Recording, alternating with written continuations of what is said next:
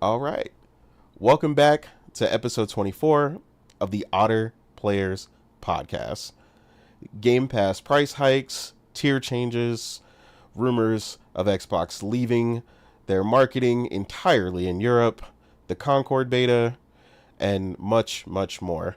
Uh, Welcome back. We're glad to have you. Everybody who's going to join us. And we'll just go ahead and get right into the intros. Weeb, how are you, man? And what have you been playing? I'm good. Yeah, I'm still playing Unicorn Overlord, of course. Okay, okay. Um, yeah, I mean it's that good, so I really don't really have time to play anything else.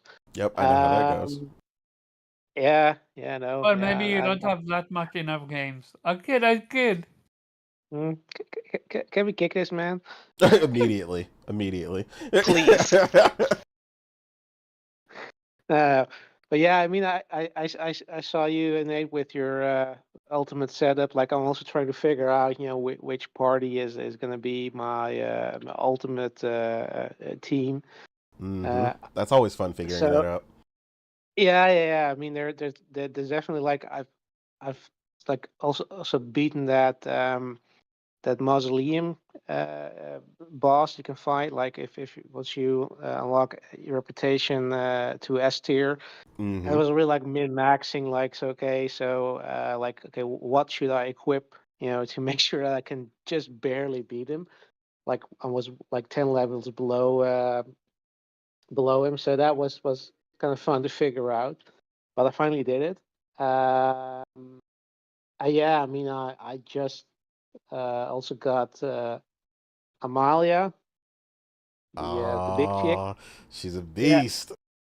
yeah. So that even has some more options. Like, it's pretty insane. Like, just when you figured out, okay, so these are the basics. Mm-hmm. You have cavalry, you have fighters, archers, and then you get the elves, and then you get sort of the beastmen basically, which add like a whole different dynamic because they have completely different combinations. Like, a mage, like, it's not necessarily the same as a typical one, and they get like stronger during the night, so that's pretty insane. But yeah, I'm loving it. I think I'm pretty far along though. Yeah, I don't know exactly where the story is going to take me, but I think I've pretty much unlocked all continents right now, so I'm just trying to wrap up all the story missions and side quests, and yeah, and of course get the plat. So, but Absolutely. yeah, I'm thoroughly enjoying it. I think it's definitely one of the best games of the year. I Agreed. mean, Vanillaware will always be up there because they're one of the best developers, in my We know opinion, you're out there. biased. Easy. Because I'm a weep. No, I know. The demo alone was fantastic. But yeah, continue. Yeah, I mean that's Vanillaware. I mean, they have beautiful artwork, and they just they're not afraid to switch up genres when they want to, and it always And do pays it off. well. So That's a key. extremely well. Yeah. Nobody Mm-hmm. saw it coming, yeah? This one. Yeah, they knocked it out the park.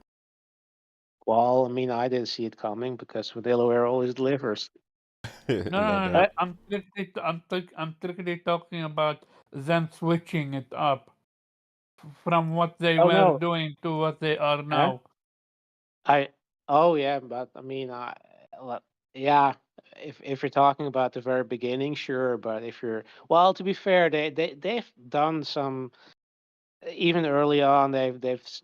Have sort of cross streams a lot. Like, they didn't just always do this sort of 2D sort of hack and slash. They've done turn based before as well, and tactical RPG. So it's not entirely new territory for them. So this is sort of, but they're really like a jack of all trades in that regard, but also quite skilled in anything they do. Mm. So that's really a breath of fresh air. I mean, they've been around, but it's really good to see them just being able to master everything that they try. So yeah, that's I'm doing. I'm hoping to finish this soon because I think if there's a Flintlock that's dropping soon, so Yeah. there's yeah. I mean, You yeah. playing that day one? Let's go. Oh, he has Game At Pass. least I have Game Pass, so Yeah, even Game though Pass Okay. members. even Yeah. Mm-hmm. Gang, gang. even though even though even though Microsoft doesn't market to me anymore, I'm Aw. still subscribed. Oh, already throwing a dig. I see. I see. No, Yep, no yep, doubt. That's what's up, Weeb. Again, always sounds like you're having fun. Unicorn Overlord is, yep. like we said, is absolutely fire. So I definitely get where you're coming from on that. Uh, Nelson, welcome back, bro. After a little hiatus, how are you, sir? And what have you been playing? When you find the time.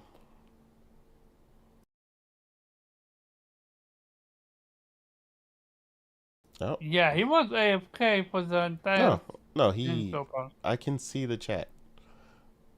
He unmuted. He's just not talking. I just don't think his sound is coming through for some reason. I can come back to you, Nelson, while you figure it out. Uh, he's gonna leave and come back probably. But in that case, Karaba, how are you, man? And what have you been playing? What up? What up? What up? So, Teleblade. Close to the end, you can say. I'm loving the game. It's just I yeah, we're gonna talk about it. The music, the story, the voice acting, the combat, like get this game. It took me a while to play it, but I'm so happy I didn't sleep on it, cause what a game. It's Absolutely. absolutely stunning. It's absolutely stunning, and I love the versatility when it comes to the areas that you go through. And yeah, the story is dark, dude. Yeah, it Especially takes some where I'm twists. not at. I got close to everything, I think. I'm excited with the final area. Our final two areas are going to be for me. But other than that, yeah, no. It's mostly Terrorblade. I'm gonna focus on Terrorblade, be done with it, get the plot, and then I have two games I wanna focus on. Which one I'm gonna play first? I'm probably gonna be the Metrovania. Here is the kicker though. They are both Metrovania. Of I'll course leave they it at are. that. Because of course they Surprise, are. surprise. This man always says we get on him about his excitement for Metroidvanias. He acts like it's not warranted. Hey, one Mm-hmm. I played the demo of, and second one is an old game. It's called Shadow Complex. I never heard of it before, That's so because it was an Xbox only Hmm. game.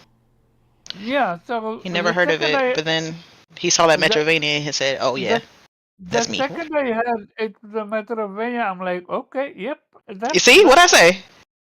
There it is. There it The is. second he saw was a Metroidvania. That's all Omar ever has to see. Oh, okay. Immediately.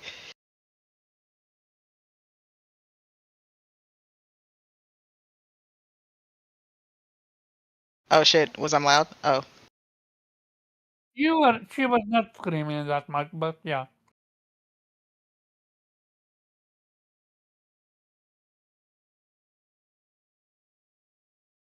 Oh, what were you watching? Nice. Speaking about anime, very quick, I finished the anime that you told me about.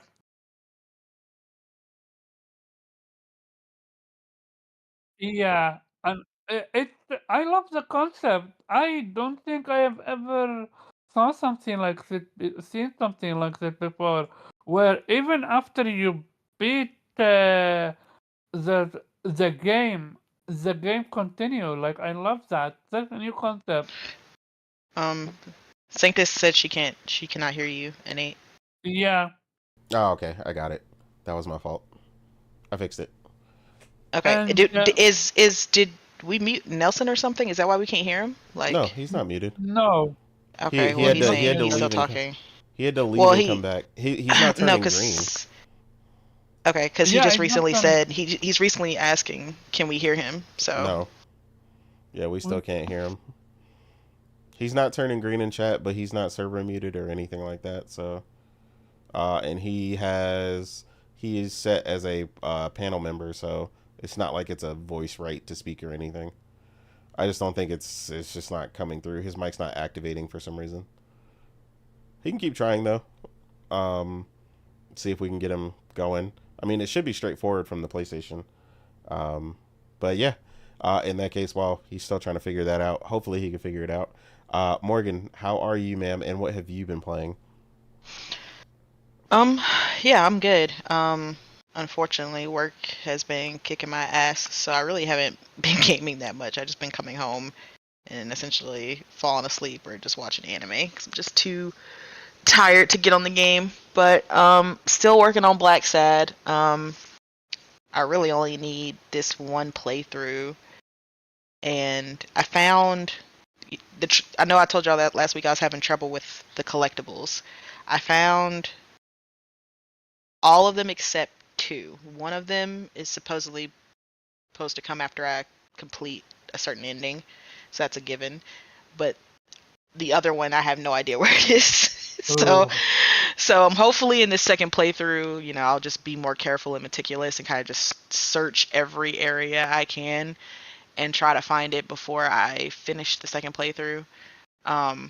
Because in order to get that last card, you have to do this certain ending and you have to have found all the other cards.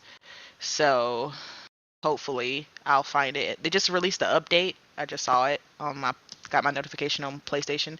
I don't know what it's for, but hopefully it's got to do with the technical aspects of finding these cards. I don't know. Maybe they realized that some of the cards are glitching or buggy or Yeah, something and they fixed it. I don't know. that's what I'm afraid of. That it to be glitchy and you're not aware of, and you're waiting your time. Cause I done that with Returnal. Yeah, so I'm trying to look up to see what the patch notes were, but I can't seem to find them. But hopefully this update will help me and I'll find it through this playthrough and get this plat because I'll be very upset if I can't. I hate playing because I have mini games and it's always the indie games where I'm like one trophy away from a plat, but I can't get it because either the trophy's bugged or the whatever collectible I'm looking for is bugged or and usually with smaller developers it just takes them a lot longer to fix if they ever decide to fix certain issues. So I just don't want this to be another one of those games where I just got to give it up because it's just not gonna get fixed.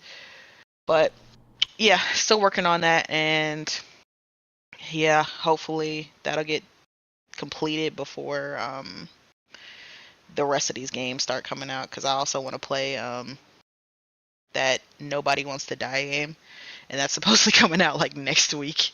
Yep, July It's 17th. another noir detective. It looks just like what's that Netflix show? The Altered Carbon. yeah, Altered Carbon. It looks like Altered Carbon the game essentially. If anybody's ever watched that show, it's a really good show. Love it.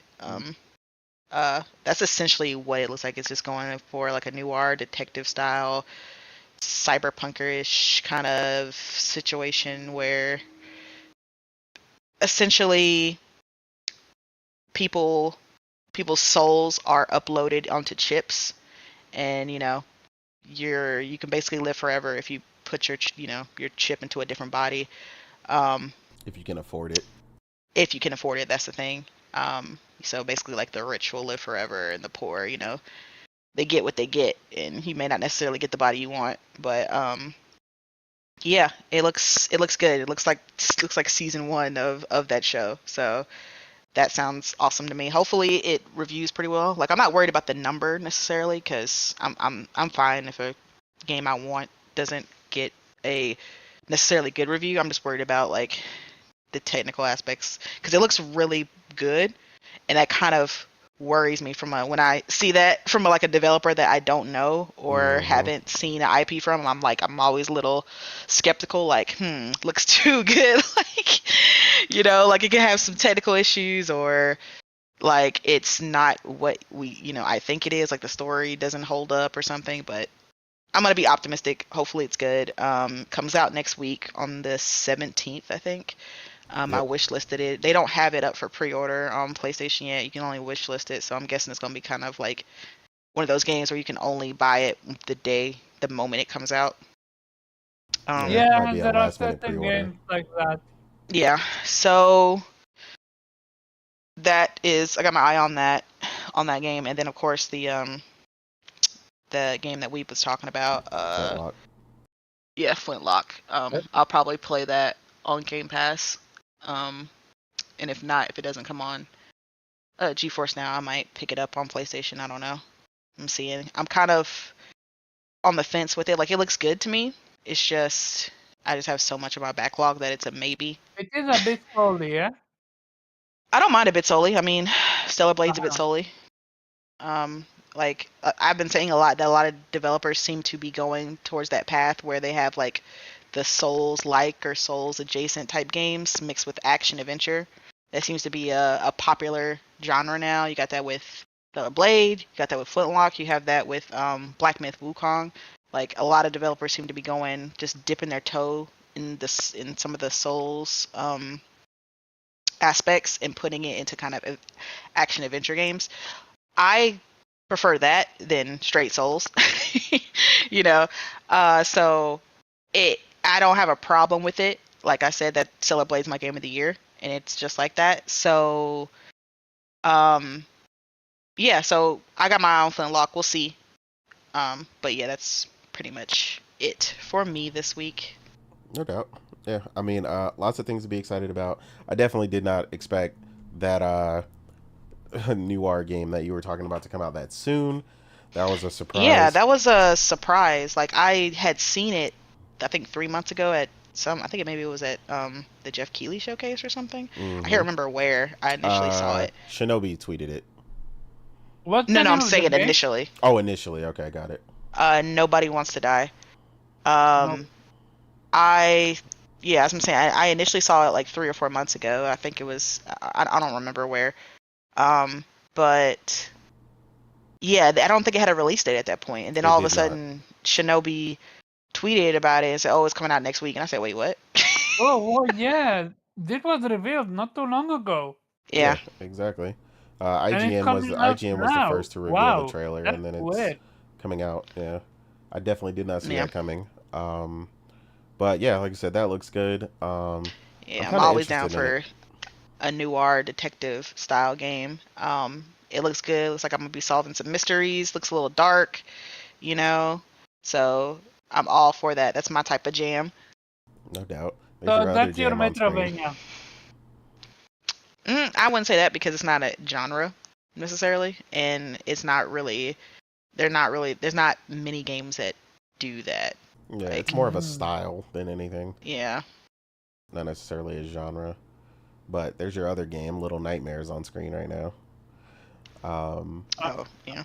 I don't know when that's coming, but I need part 3. I need part 3. yeah, I never played it, but that one's supposed to be online co-op, so I'm sure I'll be playing that one. You should. You should play it with Morgan. You would be so angry. It's gonna be funny. Yeah, she already commanding for co-opness, so I'm sure I will. But yeah, as far as what I've been playing, like I said, it's been all over the place. Randomly, I was playing Fortnite. I know that's super random. But I was playing because they had the Fallout crossover, and I want the Fallout gear. I'm like 2 levels away from it, and then I'm done with this whole season. I hate this season. It's terrible. I don't know who designed it. yeah, just never do that again. It's a bunch of powers and a bunch of other stuff going on that I'm definitely not a fan of. I much prefer, the gunfight, skill fights, where you're focused on shooting each other and, the person who can aim the best wins, not somebody hitting you with a superpower that just knocks you through a ceiling. But yeah, like I said, I've randomly been playing that. Um, I'm still playing through Midnight Suns as well. Um, it's mainly just, I'm trying to think. Oh, and I've also been playing Dead Island 2 on PC. So that was on sale through CD Keys. They had the Hello? gold edition for $30. Yeah, we can hear you now. No, what the hell? I don't get it. I didn't do nothing different but restart Technology. everything. So you're good now? Electronic at its I finest. guess. Okay. Cool. I'll It's get irritating though. we'll get your intro here in a second. Because I haven't been playing much outside of what I was saying. So yeah, like I said, just Midnight Suns, and Dead Island 2, which has been pretty fun. Playing it on PC specifically, because I know they kind of struggled initially to get it going. I do know a lot of people that enjoyed it on consoles, but being able to max it out ultra on PC has been really good. Having a lot of fun with that. Just about done with that, so I'll probably beat and finish that this weekend. But yeah, I mean, honestly, just the main thing I'm looking forward to getting back to as well, after I finish that, is finishing up Unicorn Overlord. Weeb is kind of caught up to me at that point where you're finishing up and going for the platinum, and then of course, most likely going for the double platinum on Persona 3 Reload as well. So yeah, quite a few Can games. you have your team versus Wave team? I would love to see who would win that round. Yeah, there's some sort of versus thing, but I don't think it works like that. Like, you'd have to find each other, and I don't even think you can even manage it. But yeah, it'd be pretty funny. Yeah, it's the Colosseum that has a online Like a multiplayer. versus. Yeah. Yeah. Yeah, it might let us do it. I'll see if I could find you in the Coliseum at some point. Now that you've beaten Amalia, it might show up. Sure. But yeah, Nelson, now that we can hear you, bro. Like I said, how are you, man? What have you been playing? I've been busy. Summertime here is busy. This is my first summer off, where I've had weekends off in almost a decade. So, Got you. too many funerals, graduation parties, family get-togethers. Spending time with my kids so they don't tell their kids go to school this year and tell their kids their dad plays video games for a living. Working a lot. That's what my youngest asked you. Like, I had a teacher call me and be like, "Does your husband work?" And my wife's like, "Yeah, he's a machinist." And he's like, "Oh, well, we had to." Yeah, my youngest told his teacher that I play video games for a living. Oh my god! Oh man, you had the Kim Kardashian moment where they're like, "What does your mom do for a living?" Yeah, right. Oh man, no, that makes sense. Yeah, I'm trying to remedy that. I'm spending a lot of time at work too. I'm trying to get the bank back account and back up and try to get some things paid off. Absolutely. It was a rough last couple of years. So, no doubt. like, I'm going to work tomorrow. Tomorrow's my birthday, but it's double time, so I'm still going in because I got vacation coming up. So. Well, happy pre-birthday in that case. But I don't blame you. I've worked on my birthday Happy too. pre-birthday. So. Like, double time, like, 8 hours too, but apparently everyone spent all their money on July 4th because there's only, like, usually 2 or 3 or 4 of us that show up on Sunday and, like, the whole shop coming in. Mm-hmm. So it's like, I think everyone went to the 4th and dropped, like, a G, so they're trying to, you know what I mean? Absolutely. They gonna offer me the double time and a half. I'm coming in too, shoot. Yeah, double. That's why I like coming on Sundays. I'm not gonna come in. I've been working some Saturdays, but if I can get people coming in Sundays, so I can work more hours on Sundays instead of killing like 2 of my afternoons, so I can get shit done around the house. Yeah. So you've been playing IRL, real life. Yeah.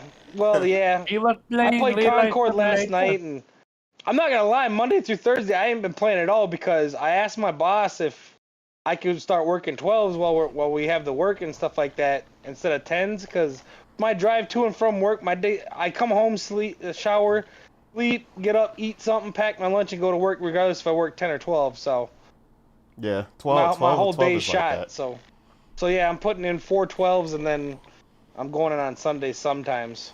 So No doubt. Well, cool, man. It's glad to have you back. You know, I was yeah, I should be here next week, but then Concord. I'm on vacation the week after that. Like mhm. my kids are not used to me being home on the weekends too, so they wanna do something, you know, because they're not used to having me home during the summer. That makes I sense. missed everything. Oh, like Morgan said there for a minute. How did you like Concord, since you're pretty much the only one that's played it so far?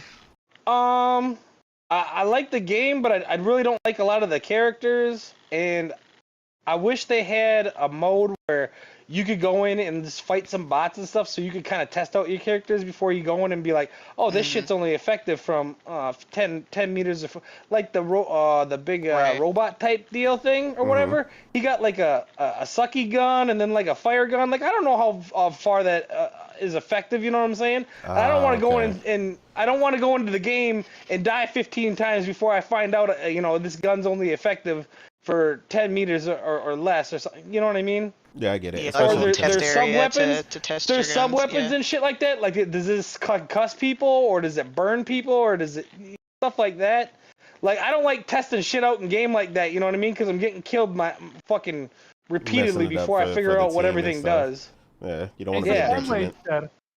It's a time waster. Something that should have been easily fixed with a free round where you get to test whatever you want and they explain what this does and what its range is.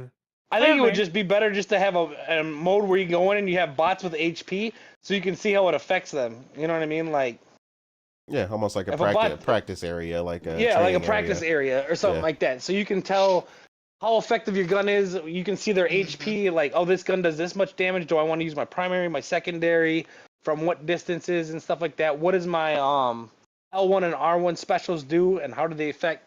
You know what I mean? Is I it get better for a group of enemies or a single enemy or? I don't feel like that testing that shit out in game because I'm getting hammed up while I'm doing it. that's always a good thing to have in like any game, like It's kind of like a fighter. You don't know what you want to pull off or what they're good with against certain characters, and you don't really want to test that shit online as you're getting your team all fucked up. You know what I mean? yeah. Because I stuck with like two or three characters because they were more basic traditional type because I knew what they could do. Otherwise, when I was testing new characters that were kind of unique, I was getting fucked up because I didn't know what their shit did. You know what I'm saying? I got fucking hammed up.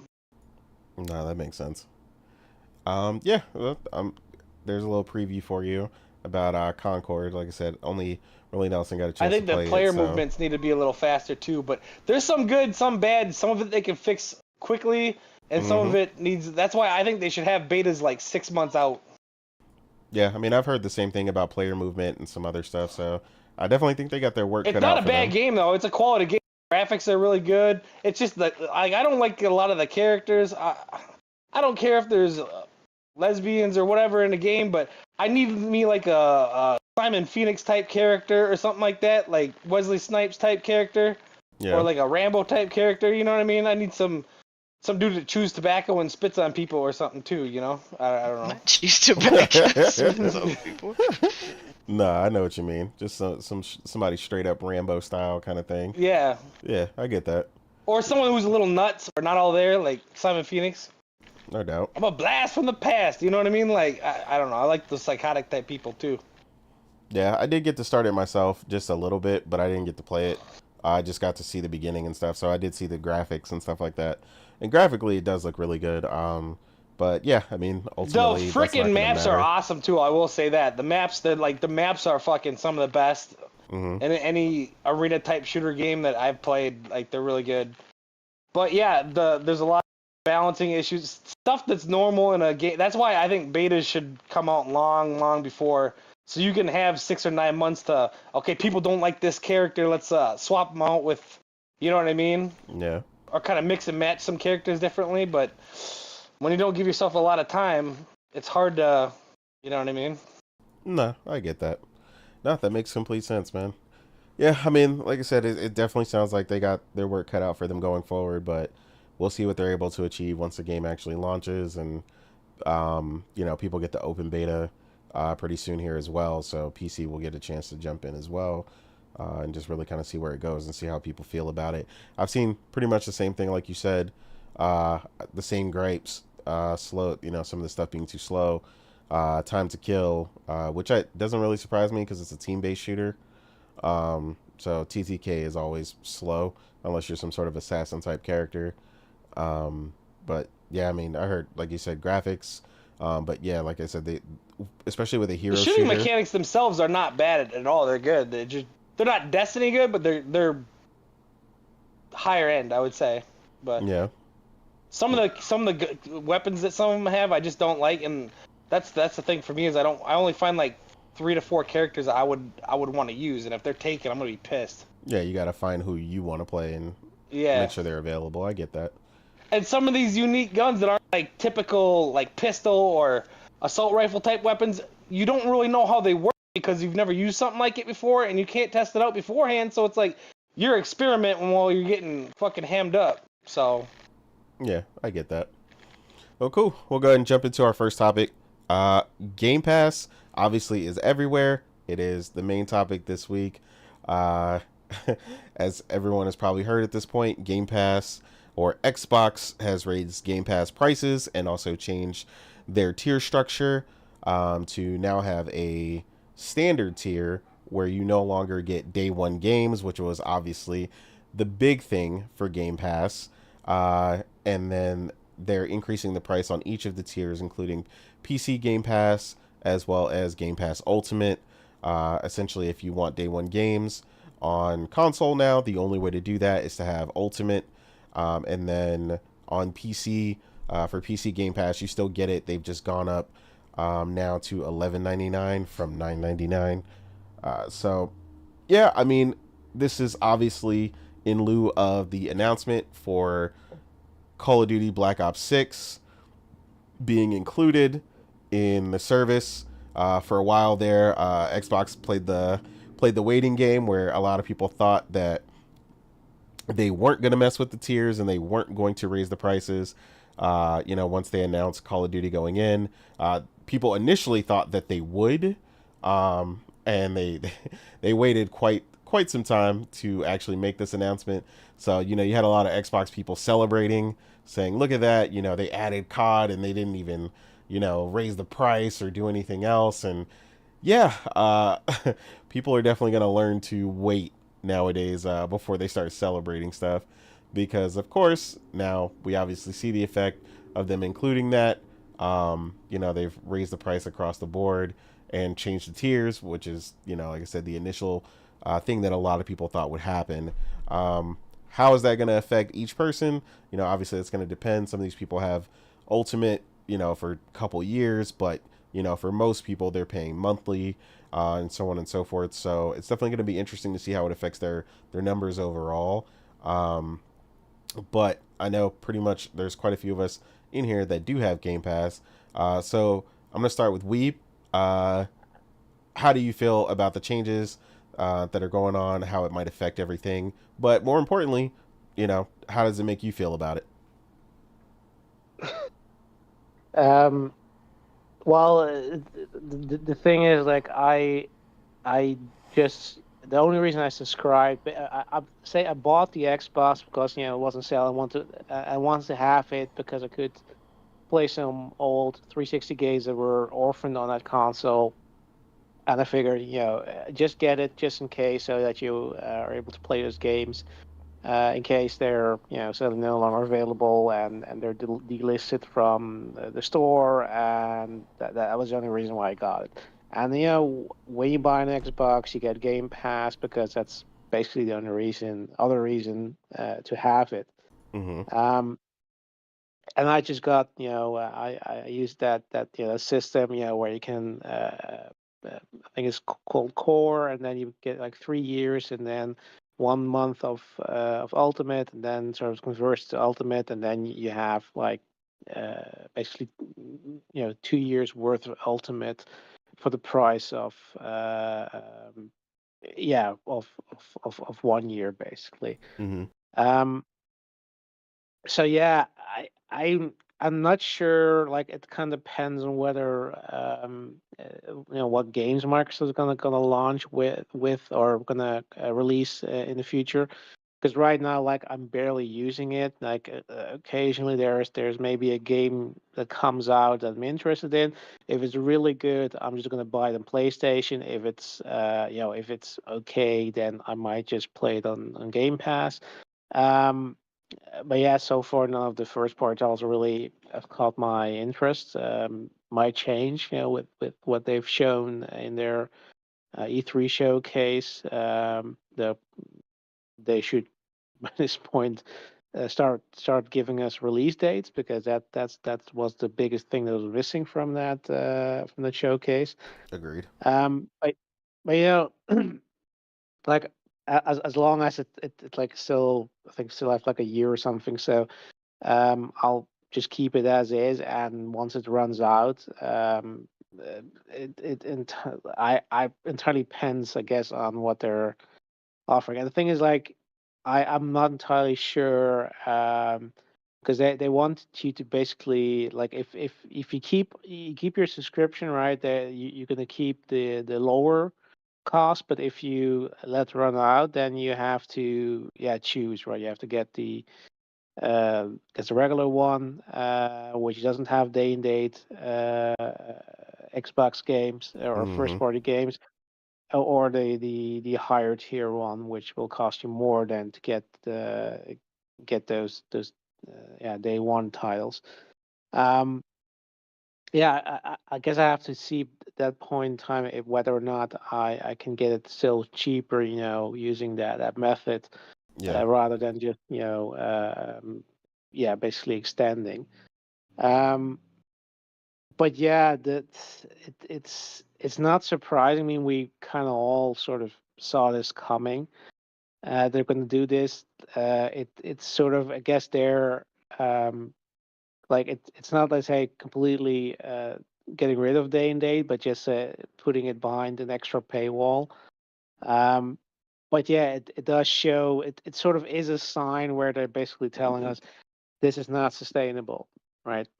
Yeah. The way they were doing it was not sustainable. They have to raise the price, and basically they sort of got around it by saying, okay, yeah, you don't have to get the highest tier, but if you want to basically keep your Game Pass subscription as is, to getting the same content, well, you have to, unless you, unless you just keep on extending it, which is fine too, because those people basically will keep on paying in perpetuity, and that's what they want. They don't want people to cancel a subscription every time they've played the game they want to play, and then just basically renew once they uh Have when something want else. to see something that they want, exactly like basically what we're doing with Netflix, etc. That's and obviously, I mean, they want to be the Netflix of gaming.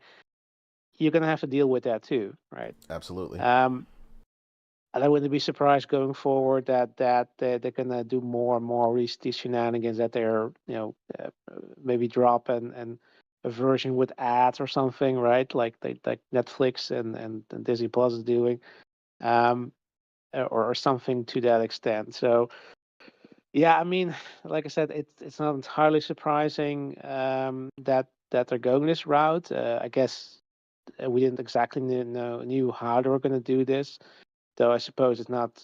Uh, yeah, again, not entirely surprising that they're gonna use a tiered approach, because they saw PlayStation doing it. It's like, okay, yeah, we can probably do the same thing.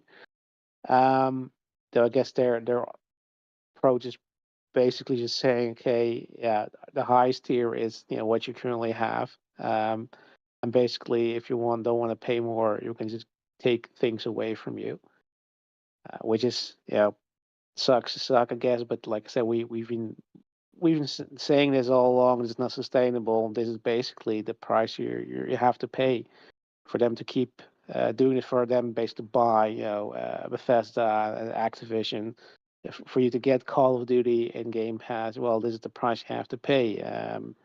So the honeymoon is over, Absolutely. and this is this is the way forward, and probably is gonna uh, get more expensive and you're gonna get less for more less for more money.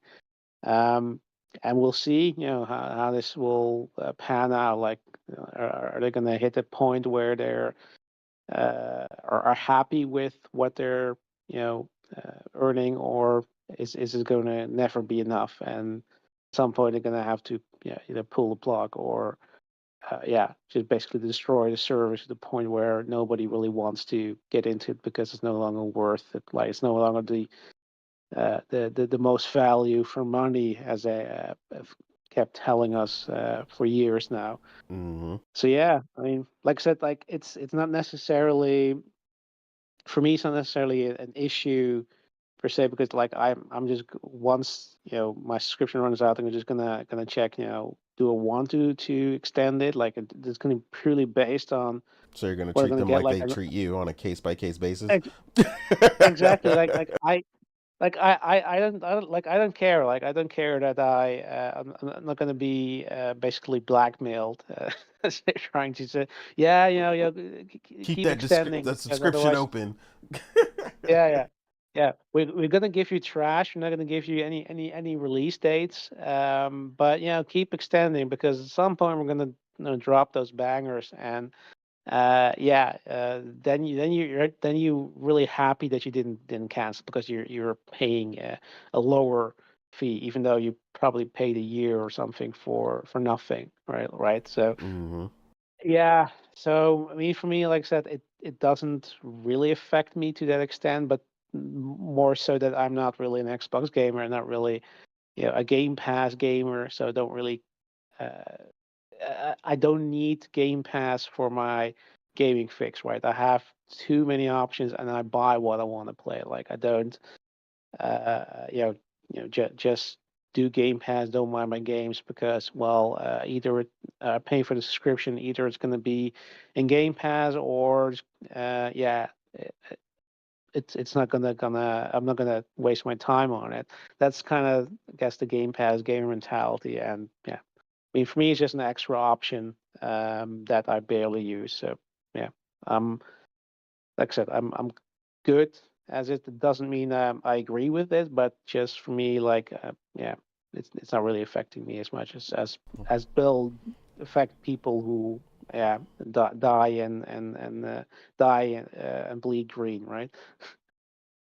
No, absolutely. I get where you're coming from on that. Yeah, it's definitely I don't know, there's so many different things going on that I think we'll finally see how it settles after, like you said, some of those people that have gotten the deal even further than where you took it for yours. Because I know some people that are like, oh, I'm good till 2026, 2027 or Yeah. whatever. But, once they have to show up and pay that real price, we'll have to see, because most of them are like, oh, it's not a big deal for me. I'm already paid up, and it's like, okay, but when you're not paid up, how are you going to feel, because they've already Exactly. lowered the conversion rate. I've heard from core, the core to ultimate and stuff as well. So it used to be Ah, It's yeah. only 3-1. it's only Now it's 2. 13 months now. Yeah. Well, it will be that in September. You can only Yeah. stack up to 13 months.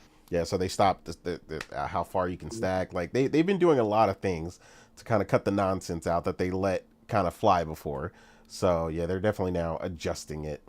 But yeah, no, I definitely agree with all that you said. I want to go to Morgan next because she is the other person in here that has Game Pass, and Xbox ambassador. yeah, the ambassador herself. And how do you feel Absolutely. about it, and how is this going to affect your Game Pass subscription going forward? Yeah, if anything about the whole Game Pass situation, um, I'll say it's confusing. Like, I don't know who's in charge of determining the tiers and how they lay out, but I can tell from the chaos on Twitter that what they accomplished is confusing consumers. They've got way too many tiers and way too many stipulations in the tiers that kind of overcomplicate things. It's just like, okay, this tier does this, but this tier also does it, but doesn't do this, and this tier does this and this, and it's just like it's not simplified the way it should be. Yeah, so essentially, what this whole restructuring, to me, it looks like this is Xbox's attempt to sort of force people into Ultimate. So what I mean Yeah. by that is the middle tier that they used to have, that they actually, I think they came up with this tier like last year, which was the Xbox Game Pass for console, the console Game Pass. And that tier essentially was there for like $10.99 a month for people who want to have access to Game Pass games, right? But they didn't want to pay for Ultimate, right? They don't care about the cloud or the PC benefits or The anything online. like that, or the online, right? They just want to play Game Pass games, right? Day one, and that's what that tier was They for just want to Xbox play their people. Starfield. Yeah, that's for the Xbox people who just own an Xbox and don't necessarily want all the other benefits to come with Ultimate, which I thought was a good idea. I was like, okay, cool, because if I was an Xbox owner, that'd probably be what I would get. Um, but yeah, so that tier and Ultimate were the two ways that you could access day one Game Pass games on your Xbox console. So now, essentially, with these new tier plans, the Xbox Game Pass for console tier is gone, at least for people who don't have it. Existing members can still keep their subscription to Xbox Game Pass for console as long as they keep paying for it and they don't let the subscription lapse. But as soon as they let it lapse, then it's going to be gone. So essentially, it's they're locking you into it. Like, well, if you want to keep it, you got to keep paying for it, right? There's no what we've said, which is what a lot of us do, which is kind of pause our subscription and then kind of re-up on it when we see something that we like. Mm-hmm. You can't do that now for this if you want to keep that deal, the $10.99 a month.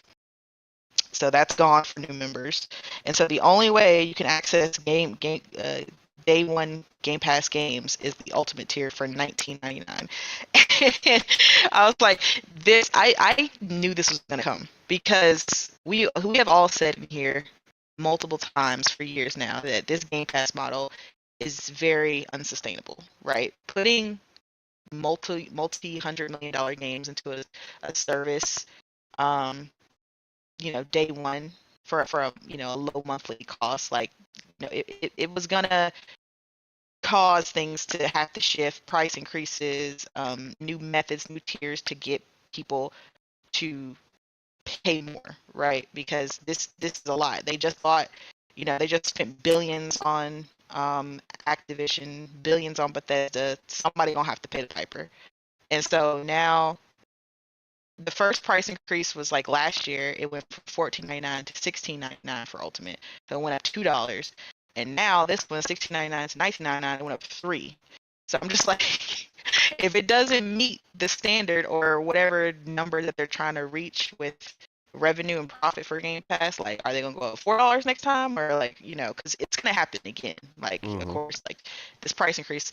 I'm just very curious what the cap is gonna be, or what the caveat is. Are they going to add a tier for ads? Like, there's just so many things that they could do with this and to try to, because that's what essentially this restructuring is just trying to get people to be in Ultimate, right? Absolutely. And Ultimate is, I guess, it's cool for people who have multiple systems. Like, I only really see a benefit for people who have an Xbox and a PC, right? Like, where they want to play, they might want to play it on their Xbox, but if they also have a PC and maybe the game's running 30 or whatever, they prefer the game to run a 60 or up or something, maybe they'll play it on their PC, and vice versa. They got cross-play, cross-saves, you can switch between, like. But as a console owner, like a console only owner, I really don't see much benefit in Ultimate. Like, yeah, cloud included, but xCloud is ass. I'm sorry. Like, it's not good. It works when it wants to. It has It's the like worst in the long wait. industry. It's It by really far the is. worst in the industry. It's the It bottom of the is. bottom. It's worse than It's like PlayStation, Luna, fucking PlayStation's cloud is BlackRock, clutch. fucking whatever, Black Nut, these nuts, all of them. Yeah, it's just not. It's not good. This is coming from someone who's experienced it, who was playing. This is how I was playing Xbox games this generation for like 2 years. So like, especially if it's a popular game, a game that just I've never had to wait in a queue well, for an hour to play a yes, fucking I was stream a just game either. about to Like, what say the that. fuck? The queue, like if it's a new popular game, you'll have to wait. Like I've had to wait 15, 20 minutes to get on a game. Like, excuse me? Like I gotta wait to play a game? Why am I paying for this and I have to wait? Like, Yeah. like that, and then there's the input lag with the controller. It's just I pressed A to jump and I gotta wait 5 minutes for this character to freaking jump. Like, what are we doing? It's the connection itself, like it's in and out. Like I'll get so many notifications that your signal's not strong enough, and then my game will kind of pause and do some kind of weird flickering thing effect, and it's just the frame rate's horrible. Like I can only get like 30 most of the time. But yeah, xCloud, I see why it's still in alpha or beta or whatever. It's been in I alpha can't for like consider 5 something that's been in years. alpha for 7 years fucking beta no more. It's like they won't take it out because it's just not good. So like, I feel like they're keeping that tag of it's an alpha to kind of shield them from criticism by saying it's not that good. Well, it's still an alpha, so xCloud just sucks. Okay, I'm telling you that right now. It's not a benefit. I don't see it. People want to tell me all the time, it depends on where you at, and it depends on your signal. It depends on your Wi-Fi. If your Wi-Fi is good, listen, my Wi-Fi is good enough. All right, Bro, they ain't gonna be on the same level as like Stadia until like 2040. Yeah, I think it depends real on shit. your location and the servers that your cloud's hooked up to or whatever. Because again, I also have another cloud service, it's GeForce Now. Works, it's day and night to xCloud. Okay, works amazingly. It's almost like I'm playing on a console. That's how good GeForce Now is, and it's the same Wi-Fi I use to play xCloud. So I'm not trying to hear that it's my Wi-Fi. I'm tired of hearing people say that. Listen. That's great. If xCloud works great for you, you must be close to a server or something, and it works better. But xCloud is ass. I'm sorry. But anyway, I'm getting off topic. But Game Pass itself, we all knew this price increase was coming. It was inevitable, right? They spent all this money. Call of Not Duty's gonna be in there day according one. to Phil Spencer. He said no price hike is coming. So Well, he said there's that. it wouldn't happen directly after, and yeah, technically it did. So that's what I'm saying. Listen, this man is Correction, PR, it happened twice is a in a row. PR master. That's why All right, like psychological liar. he could just be like, well, There's a reason technically they I call didn't him lie. Phil Ness. Like he could just be like, well, technically I didn't lie. So it's PR speak. We all knew it was gonna happen. But yeah, like I said, I unsubscribed. First of all, I don't know why I was subscribed to Game Pass Ultimate. I don't need to be. I You just kind of left it. You just kind of left it on like the gym membership that they hope you forget about. Yeah, Yep. like I'm switching to whenever the next game I want to play comes out. I'm switching to PC Game Pass because I play Game Pass through like I said, NVIDIA GeForce, so that's PC. So I shouldn't have been subscribed to Ultimate anyway. I was paying double for nothing. So I'm switching to that. It's just so funny to me because you can just kind of see where the focus is for Xbox with this price hike. PC essentially gets the same kind of benefits. Bro, they're like, as yo, we're telling you to Ultimate. move the fuck on from the console. Like, get the fuck off, Yeah, bro. you get the same benefits of the console, but for half the price. The only thing you're missing is cloud, and again, Yeah, cloud it's not is like shit, so $2 who or $3 cares? difference. It's fucking almost Yeah, double. you can't tell me that you paying extra $10 for fucking cloud. Like, be serious. But again, like I said, PC gets the same benefits as console for half the price, and with that, we essentially see what Xbox's mindset is. It's about the way they're going to recoup costs is they're focusing on their primary consumer base or their primary hardware base Xbox owners, right? Because those are the people that are going to be willing to pay extra. You True. try to push a crazy price hike on PC people, They'll just go back to you're gonna stealing get your shit. so much. Exactly, you're gonna get so much pushback. You're gonna get a whole bunch of cancellations. You're gonna get people pirating your shit. Like they'll only put up Game Pass for so long before they'll leave. Like PC players will put their flag in the ground and call it a day. Like this is as far as you can go, no further, or we're just done with you. And Xbox realizes that, right? Which is why they're only charging them like $2 more. They're like, all right, okay, cool. We'll charge you a little bit more, but we're not gonna hike you the same way we're gonna hike console players. Like console players they'll bitch and they'll moan, but they'll pay it. Like I saw Xbox players upset, but I'm like, y'all not about to cancel your subscription, so I don't know why you fussing. And Xbox knows that. They know that these are the people that are going to keep paying. So they're cool with increasing it by essentially $6 from last year. Like early last year was, like I said, it was 14, and now it's 20. And so they know that console players are going to be their base that'll pay more. They're not going to go anywhere. They're the Spoiler ones that alert, are. it's going to go up next year too. Oh yeah, they're the ones championing the flag of Game Pass, and they love it. And it's such a great value. It's the best deal in gaming. But they love waving that corporate flag, and so they know that they can raise the price on them, and it'll be fine, right? They're gonna cry, they might complain, but they're gonna still pay it. And Xbox just realizes that this is the kind of the only way that they can start garnering some more profit from Game Pass is to start increasing the price on that particular player base, right? The console owners. Those are the ones that they can recoup these losses from, because they can't get it from PC. They're not gonna get it from mobile. They've now introduced xCloud onto Fire Sticks. Like I've seen people who have tested the xCloud on Fire Sticks, and they all come back with the same conclusion. It's ass. It's not good. It doesn't work that well. Again, I already knew that was going to happen. Like the Fire Stick wasn't going to make the cloud any better. And in order to play, the crazy thing is, in order to play on your Fire Stick on Xbox, you have to pay for the Ultimate tier, because the Ultimate tier is the only tier that has cloud. Absolutely. So all those people are going to have to pay $20 a month for games for cloud only gaming. For cloud. Hell Nobody, no. Cloud only. They need a cloud only like subscription for like $3.99 a month or something. Exactly, Nelson. That's what I thought when they were introduced. Because with this ain't new nobody tier paying system. that. Like the only people that are actually going to use that are people who already have Game Pass, Yep. and your kids Absolutely. like, we already got Absolutely. two PlayStations and we got an Xbox, and I don't want to buy another Xbox. But we got a Fire Stick upstairs. Johnny can go, if he wants to play fucking my Game Pass or whatever, he can go play on the fucking Fire Stick. I'm not buying it. Exactly. That's That's it. gonna That's be the it. people. There's no Facts. added revenue. None. Zero.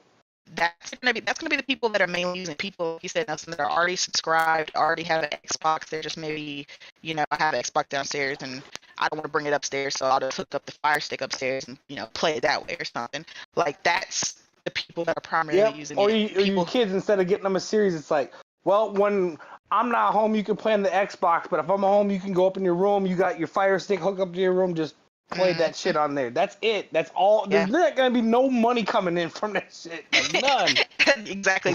As I'm saying, these kind of things are things that people who are already in the ecosystem will use and take advantage of. It's not, I don't think it's going to garner as many new subscribers as Xbox thinks it is, especially with the tier as high as $20. Like I said, I thought when they introduced these new tiers, I thought they were going to introduce the cloud only, because they had just, like I recently released the app on Fire Stick, so I thought, okay, this is a good time to release here's the subscribe tier that you can use if you're playing cloud only, you don't have an Xbox and you want to play xCloud on the Fire Stick. It's here just for $5.99 or $7.99 or whatever, right? But no, if you want to play on that damn Fire Stick, you got to pay for the Ultimate tier, which is so funny to me. It's ridiculous. And so now PlayStation, Xbox has 4 tiers now. So it's PC Game Pass. It's for the PC players. It's the Xbox Core for those who just basically want online, right? They just want the ability to play online on their Xbox. That's the Okay, tier so they for still you. have that. Yeah, that's the core. I didn't think they. Damn, that's crazy. Yeah. Yeah, because they need to have that. Because what if I have an Xbox? I don't care about Game Pass. I just Yeah, want to you play just want online to all play the time. online. Yeah. So essentially, your Xbox So Xbox Live Gold tier. yeah, that's just gold. Yeah, the gold tier essentially. And then the new tier that replaces Xbox console, which is now called Xbox Game Pass Standard, and that's going to be $15 a month, and that doesn't include day one games the way uh, the console tier did. You won't get access to Game Pass day one games until a later date, undisclosed date. So essentially, somebody asked Jez Corden, okay, I saw that the standard tier games will come later. They won't come day one, like with Ultimate, but they'll come at a later date. And they asked, when will games show up on the Xbox standard tier? And he said it's case by case basis. So it'll be maybe 6 months, maybe 12 months, maybe longer. So it just a case by case basis, it depends. And they're doing that on purpose because they don't want to tell people a determined date. Because if you tell people, oh, you won't be able to play Indiana Jones day one, but you can play it 6 months, literally, we'll put it on there 6 months later. People are more likely, to wait. They'll be like, okay, that's fine. I won't be able to play it day one, but I got a backlog. So I'll just pay for the standard, and then I'll just wait for games to come on to the standard tier 6 months later. I don't have a problem waiting. And if you give people a date, they can assess more about whether or not they're able to wait. But if you give them an undisclosed time, like, oh, well, it might be 6 months, it might be a year, it might be later, then people are more likely to be like, well, since I don't know, I'll just go ahead and subscribe to Ultimate because I don't want to wait for God knows how long for this game to come. So I'll just go ahead and upgrade my tier to the Ultimate tier.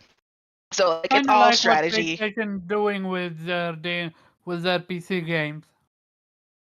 Yeah, essentially, yeah, same thing, right? Where it'll be between a year to 18 months, whatever, right? They're not giving a disclosed, like, we'll put this game on PS5 on PC exactly 365 days later, right? You're right, Omar. There's no disclosed time. It's always between 1 to 2 years. We'll let you know, essentially. Yeah, and that kind of strategy is what you use when you want people to go to the source instead of having to wait. Because people, like I said, are more willing to wait when they have a distinct time frame and they can be like, okay, I can wait 6 months or I can wait a year. But if you don't know how long you're going to be waiting, you're more than likely to just go ahead and get something. So that's what they're doing with this standard tier. They're getting rid of the ability to just play Game Pass games day one without Ultimate. They're getting rid of that. So this is the standard tier. It's like it's essentially like the basic tier for PS Plus, where you get like the backlog of games, and you get multiplayer. So that's what that tier, but no day one games. You'll get the day one games later at an undisclosed time. And then there's Ultimate for now $20, where you get the day one games, you get the full catalog, you get multiplayer, you get cloud gaming, you get EA Play, and then you can play on both Xbox and PC. So, yeah, so again, and I've seen so many people asking questions like, okay, wait, so can I play online on this tier? Does this tier get day one?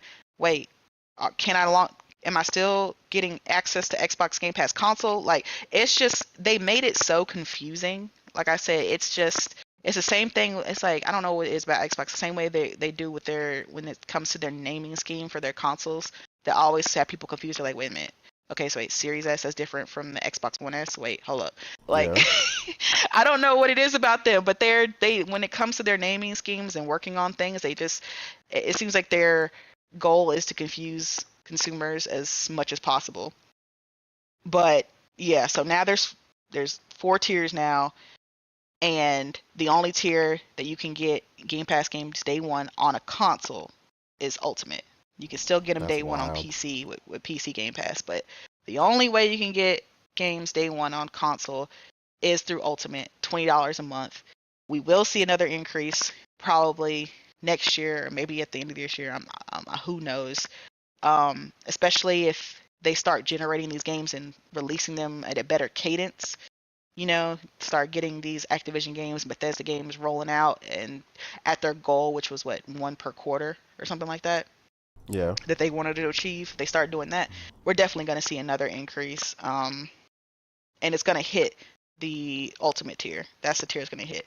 It'll hit PC too. It'll probably go up maybe $1 or so. But again, they know that there's a fine line that they can go with PC.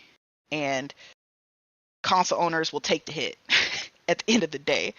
And this is just Xbox's way now. This is their selling point. Their selling point is Game Pass. It's not about the hardware. It seems it's not about the individual games anymore. Selling 10 million of Starfield or 20 million of Indiana Jones. It's getting these subscription numbers up and getting people to give up this recurring revenue and recurring payments to Xbox. That's what they want. That's their main focus. This is why we only ever see advertisement towards Game Pass anymore. It's not really much about the consoles and that. It's not really about the individual game marketing. This is why we don't see marketing for, people were upset about no marketing for Hellblade and stuff like that. And they only marketed like a week or so before. It's because that's not the focus. The focus is Game Pass, and that's why these changes are happening and why these prices are going up. And basically, new subscribers are going to get hit first, and then people who already have Game Pass are going to get hit with the price increase in September, which is, I was like, very convenient because that's when I guess the new games are going to start rolling out for Xbox. It's probably in fall with Avowed and Indiana Jones and Call of Duty and all that stuff. So they're waiting until I guess they have a reason to hit you with that price increase. Like, I was like, that's smart, because I think people would be more upset if they're hitting now, because it's like, you're increasing the price, but for what? I'm not playing anything. You haven't released anything in Game Pass. Like, what am I getting hit for, essentially? Yeah. So I think the people will take it better since it's happening in fall. But a lot of people are claiming they're unaffected because, I've stacked for 3 years. I got Game Pass till 2026, so I'm not worried about it. People are like, it's not that big of a deal. For it's now. this, and that. For yeah, now. I'm like, all right, okay. It's okay to say something you don't like something. It's okay. But yeah, me personally, like I said, I unsubscribed as soon as I saw that price. Like I said, ooh, no. Because again, I haven't even been using Game Pass like that, so I was stupid enough to let that shit hit my account reoccurring for no reason. So you got screwed over as well? Happened to No, me. I didn't get hit with the $20 because my payment wasn't due yet. Yeah, she's just saying that price hike had the effect they don't want it to have, which made her cancel it. Yeah, I went ahead and canceled yeah. it. Okay. Yeah, I was like, no, I'm good on that. And when like I said, when I resubscribe again, it'll be the PC Game Pass, so I won't even get hit with the $20. I'll be paying less than I was earlier, which is what I should have been on, because again, I don't need all those other benefits. I'm not using them, and they're not necessary. So I shouldn't have been subscribed to Ultimate anyway. But yeah, I don't know what the prices look like for other people worldwide. I know like the conversion rate and everything like that is different. It's so getting I don't crazy. know what it's. Yeah, I don't know what it's like in $22 for Ultimate or something in Canada. Yeah, in Canada. Yeah. I was like, oh hell no. I've been saying the last couple of years when they were talking about buying ABK and shit, I'm like, that's gonna start alternating between $2 and $3, $3 every, so it'll be $5 every 2 years for the next a long time. Yeah, I'm gonna tell you right now, the very dangerous place to be for a subscription price is $24.99. Like, I'm gonna tell you that right now, per month. Oh yeah, that's Netflix price. Yeah. That's what I'm saying. They're about to be the Netflix of gaming with these prices. Forever. Fuck that shit. They're about to be the Netflix of gaming with these prices, because they're getting real close to them Netflix prices. Like, you hear about Netflix is losing subscribers too and shit like that, and they gotta borrow more money? Oh yeah. Yeah. They're going deeper in debt. They're digging their hole. I believe it, because they're spending so much on they're spending their movies and ton. TV shows. And like, you see King Thrash's video? They had an interview with the dude that runs it or whatever, and he's like, "Yeah, we're going 19 billion more in debt." What the fuck do you mean? Yeah, they spend so much on these like actors and stuff like that to get these like high end A plus actors to get on these shows and movies, and it's just like Jesus Christ, like so yeah. So now with Game Pass, you're spending like what $240 a year now. That's the price. If you're in the U.S., it's more in other places, but it's just again they're gonna at some point they're gonna hit that point where it is too much. It's not worth the price, essentially, for a lot of people. Then that's what I'm really curious about. What is that end point for consumers that they'll be like, okay, enough is enough. I don't think this is, enough bang for my buck. Like, this is too much a month, And I know I've seen from some people like, oh, yeah, I'm going to spend like $35 a month. I say, excuse you? Oh, no. Absolutely like, not. Some of these people they got like high, basically just they can go as high as they like, and they don't mind. Like, oh, it's still the best value in game. And I'm like, listen, at the end of the day, again, it's all gonna depend on how much you game. Like, if you are a Xbox only gamer and everything you play is through Game Pass, then I could see why you don't care, right? That's where you're gaming. You play all your games there, cool. But if you are like a multi-platform owner and you play on Xbox, but you play on PlayStation, PC, Switch, and all that, like, no, Exactly. I don't see that. Like, for me, like I'll I'm cool with Xbox. I play Xbox games, but I don't play every single one of them, and the cadence this year has been slow. So most of the time, Game Pass will be off for me. So it's not worth it to put it, to make it cost any more than it already does. Like, I'm thinking for me, the cutoff might be like $23. I might be like, all right. Well, because that's going to put you at the 25 when you hit tax. So yeah, I will be like, this, I might have to cancel this. This might not be a good idea for me. But I just have to end up like buying my games through Steam or something and just calling it a day. Netflix is on the edge. They on the edge. Yeah, Netflix is right there. Because every time I want to cancel Netflix, them motherfuckers come out with some movie or show that I want to watch. I'm like, damn. Yeah, that's the only reason. Every single time, I'm like, ugh, here they go. I'll be waiting on something, or it'll be a show that I've seen, and they're coming out with the next season. I'm like, fuck, okay, well, I gotta stay subscribed now. Shit. Yeah, Netflix is the only one I've never canceled. So. Yeah, thus far. But yeah, Xbox, yeah, they're pushing it with people. They're pushing it, and we'll see how far they can go. I hope this helps them get out the red, because they were aiming for what was their goal for subscribers? They wanted to get like 100 million by 2020 or 2027 or something. Yeah, it's like 100 million by 2027 or 28. Yeah. It was stupid high. Like, they were expecting currently to be at like about 50 35 million now, and Game Pass has been a thing. They're at 34 because they added the gold members in. They're actually at like 23. Okay, so yeah, they a little too far, a little far from their goal. But that was before they purchased ABK too. Now, which I would assume is probably at least triples or quadruples their expenditures. I think it's going to really determine, like, I think the real metric will be what we see after this year. Like, was Call of Duty enough to grow Game Pass a substantial amount?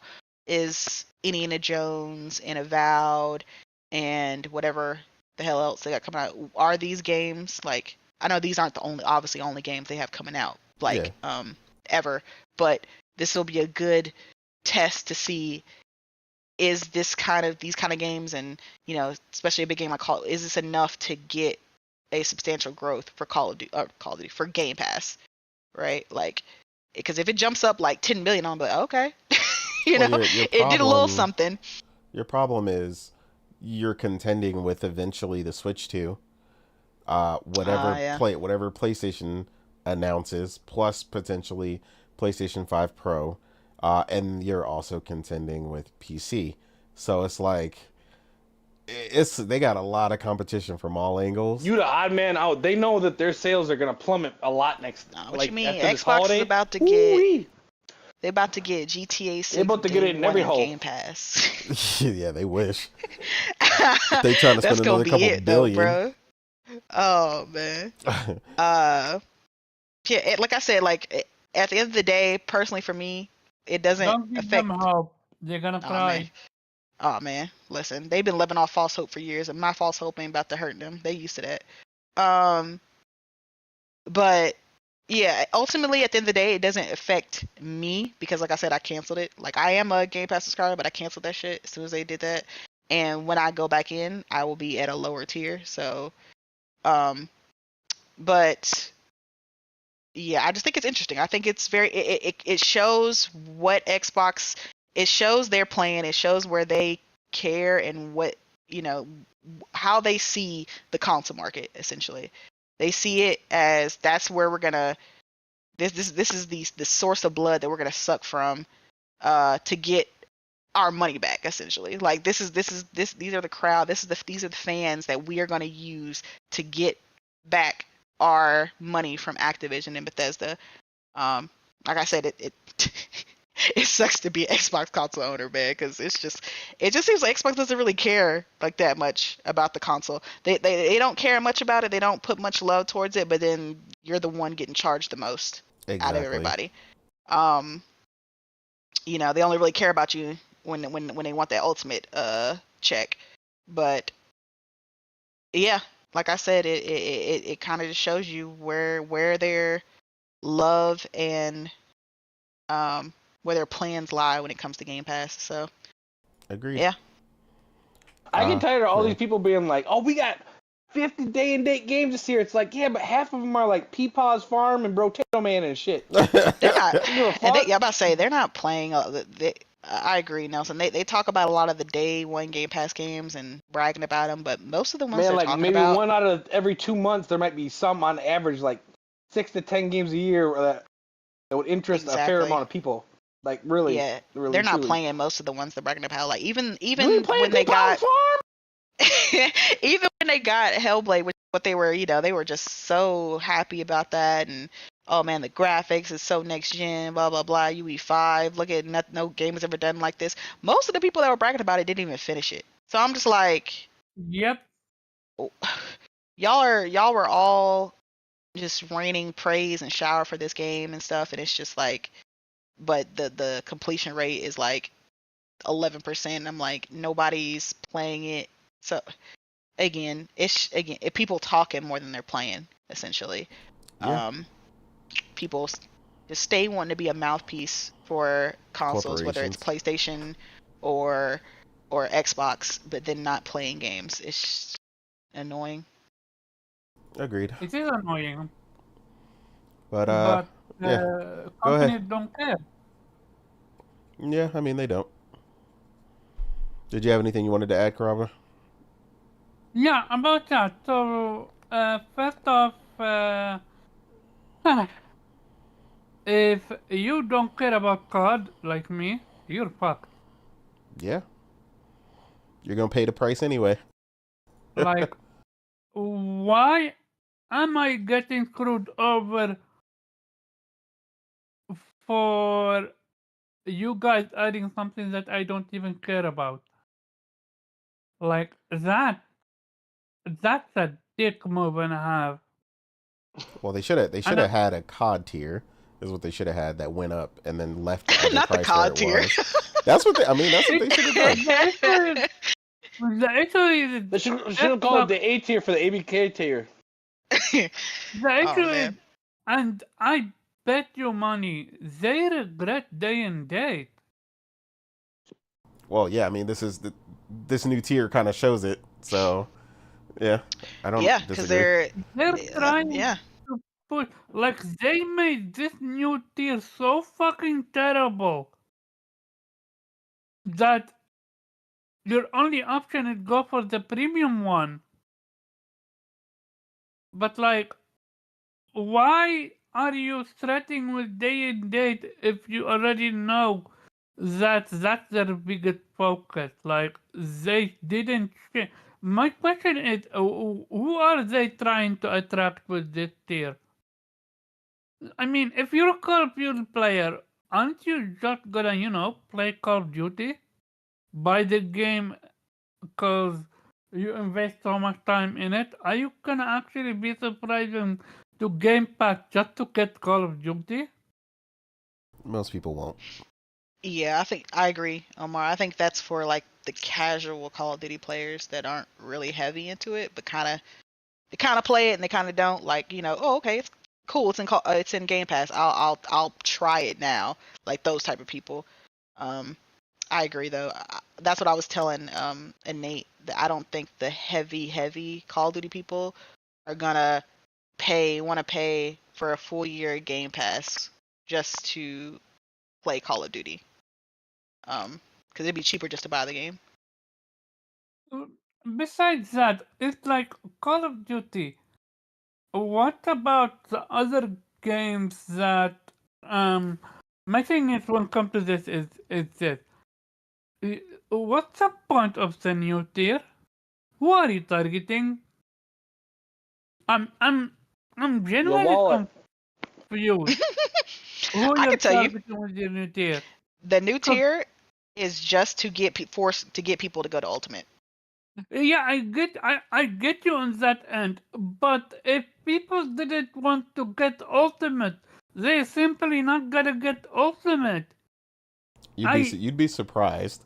A lot of people, like Morgan mentioned, a lot of people talk shit when Netflix started enforcing the password strike, and their subscribers went up, not down. So a lot of people will talk shit, but they're still going to pay the money. Oh yeah, that's gonna go up too with Xbox soon, where you for the like family share and shit. It's like they're gonna start making it where you can only have like 2 boxes or 2 accounts or 2 sign in people per account or something. That's gonna be next. Yeah, that whole family plan that they were Yeah, supposed to come that out ain't with. happening. Yeah, like if you that ain't got 3 kids, you're gonna have to get 2 accounts, one for 2 of them and one for you and another one. Or you're gonna do something like that. Mm-hmm. Like 2 screens. No more of this. Oh, every kid in the house got a Series S and I got an Xbox and I just share with all of them. That's essentially what Netflix did. Where I remember when I first got Netflix, years ago, you could have like a crazy amount of screens that you can put your account on. Like, oh, you could put it on your phone. You could have 2 or 3 TVs that have the account. You could have a laptop over here, a tablet over here. Now, like, if you want more accounts or more users to have it, you have to get the premium tier now, and you gotta pay for them. It's like 2, and then you gotta pay like an extra $7 for 6 or something. Yep. And I feel like Xbox is gonna end up doing something like that. That's what their family plan's gonna be. It's not gonna be, oh, we're gonna help your family. It's like, oh, your family. That's just what it is. Mm-hmm. Well, I question if it's gonna get them any new subs.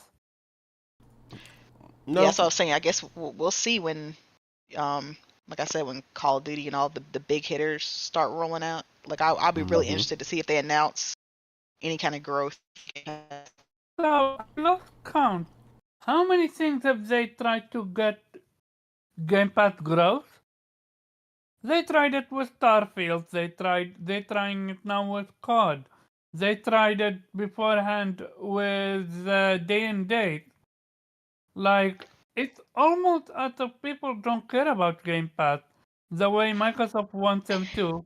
Yeah. People don't even really know about it. Like, that's the thing. I've run into so many people who honestly don't know. Like, they'll be like, oh yeah, I have Xbox, and I'll be like, oh, okay, you got Game Pass, and they'll be like, what's that? And I'll be like, wait a minute. you don't know what Game Pass is? And they're like, no. How can you have an Xbox and not Game Pass? I just think Xbox is just not good at marketing Game Pass, or people just, they see it Because and they still don't Game know. Pass to play Call of Duty They don't know what it Fortnite is.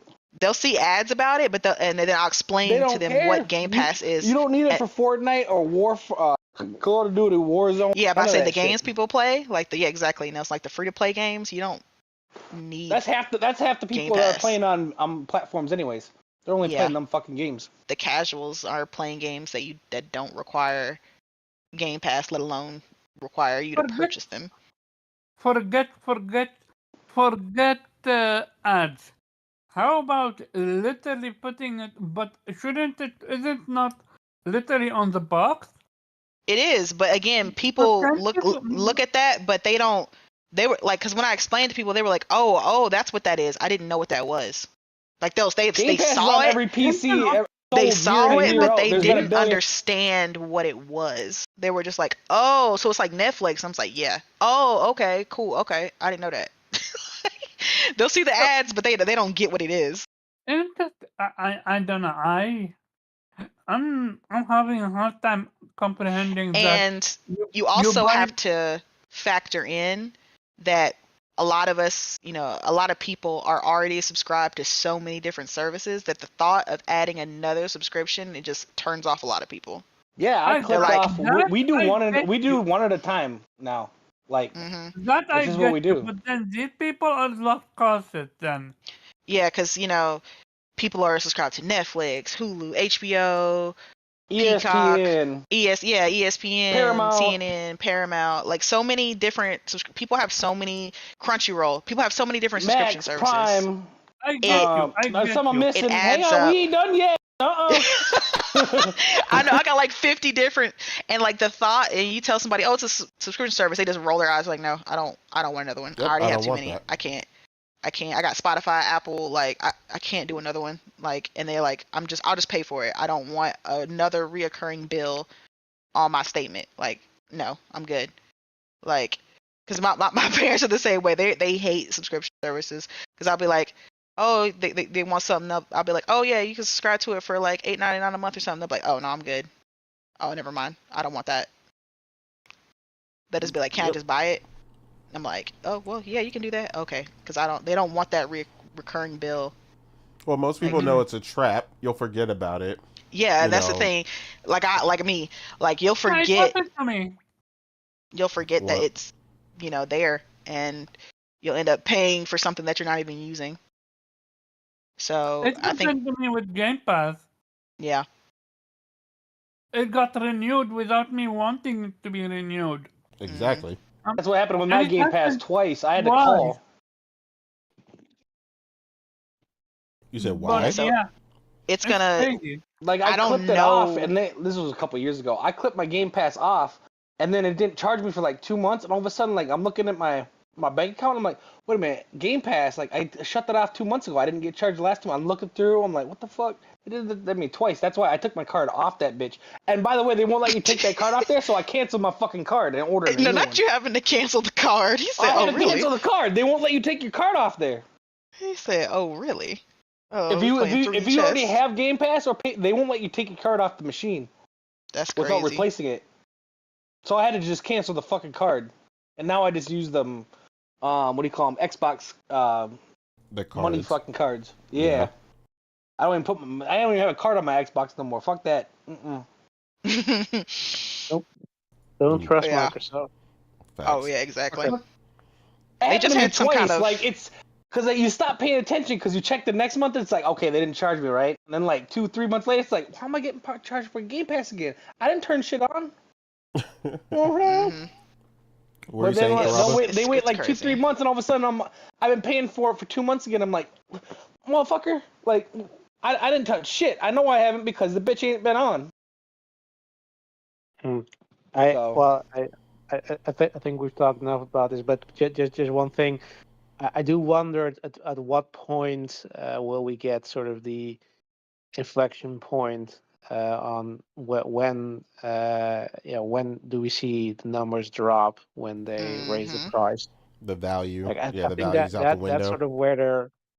Yeah, but it is also a sign that, like we said, like it's not working, because if you increase the price and you start making different tiers or whatever, when you're hitting a point when you know that your subscription numbers are not increasing, they're not growing. Mm. That Yeah.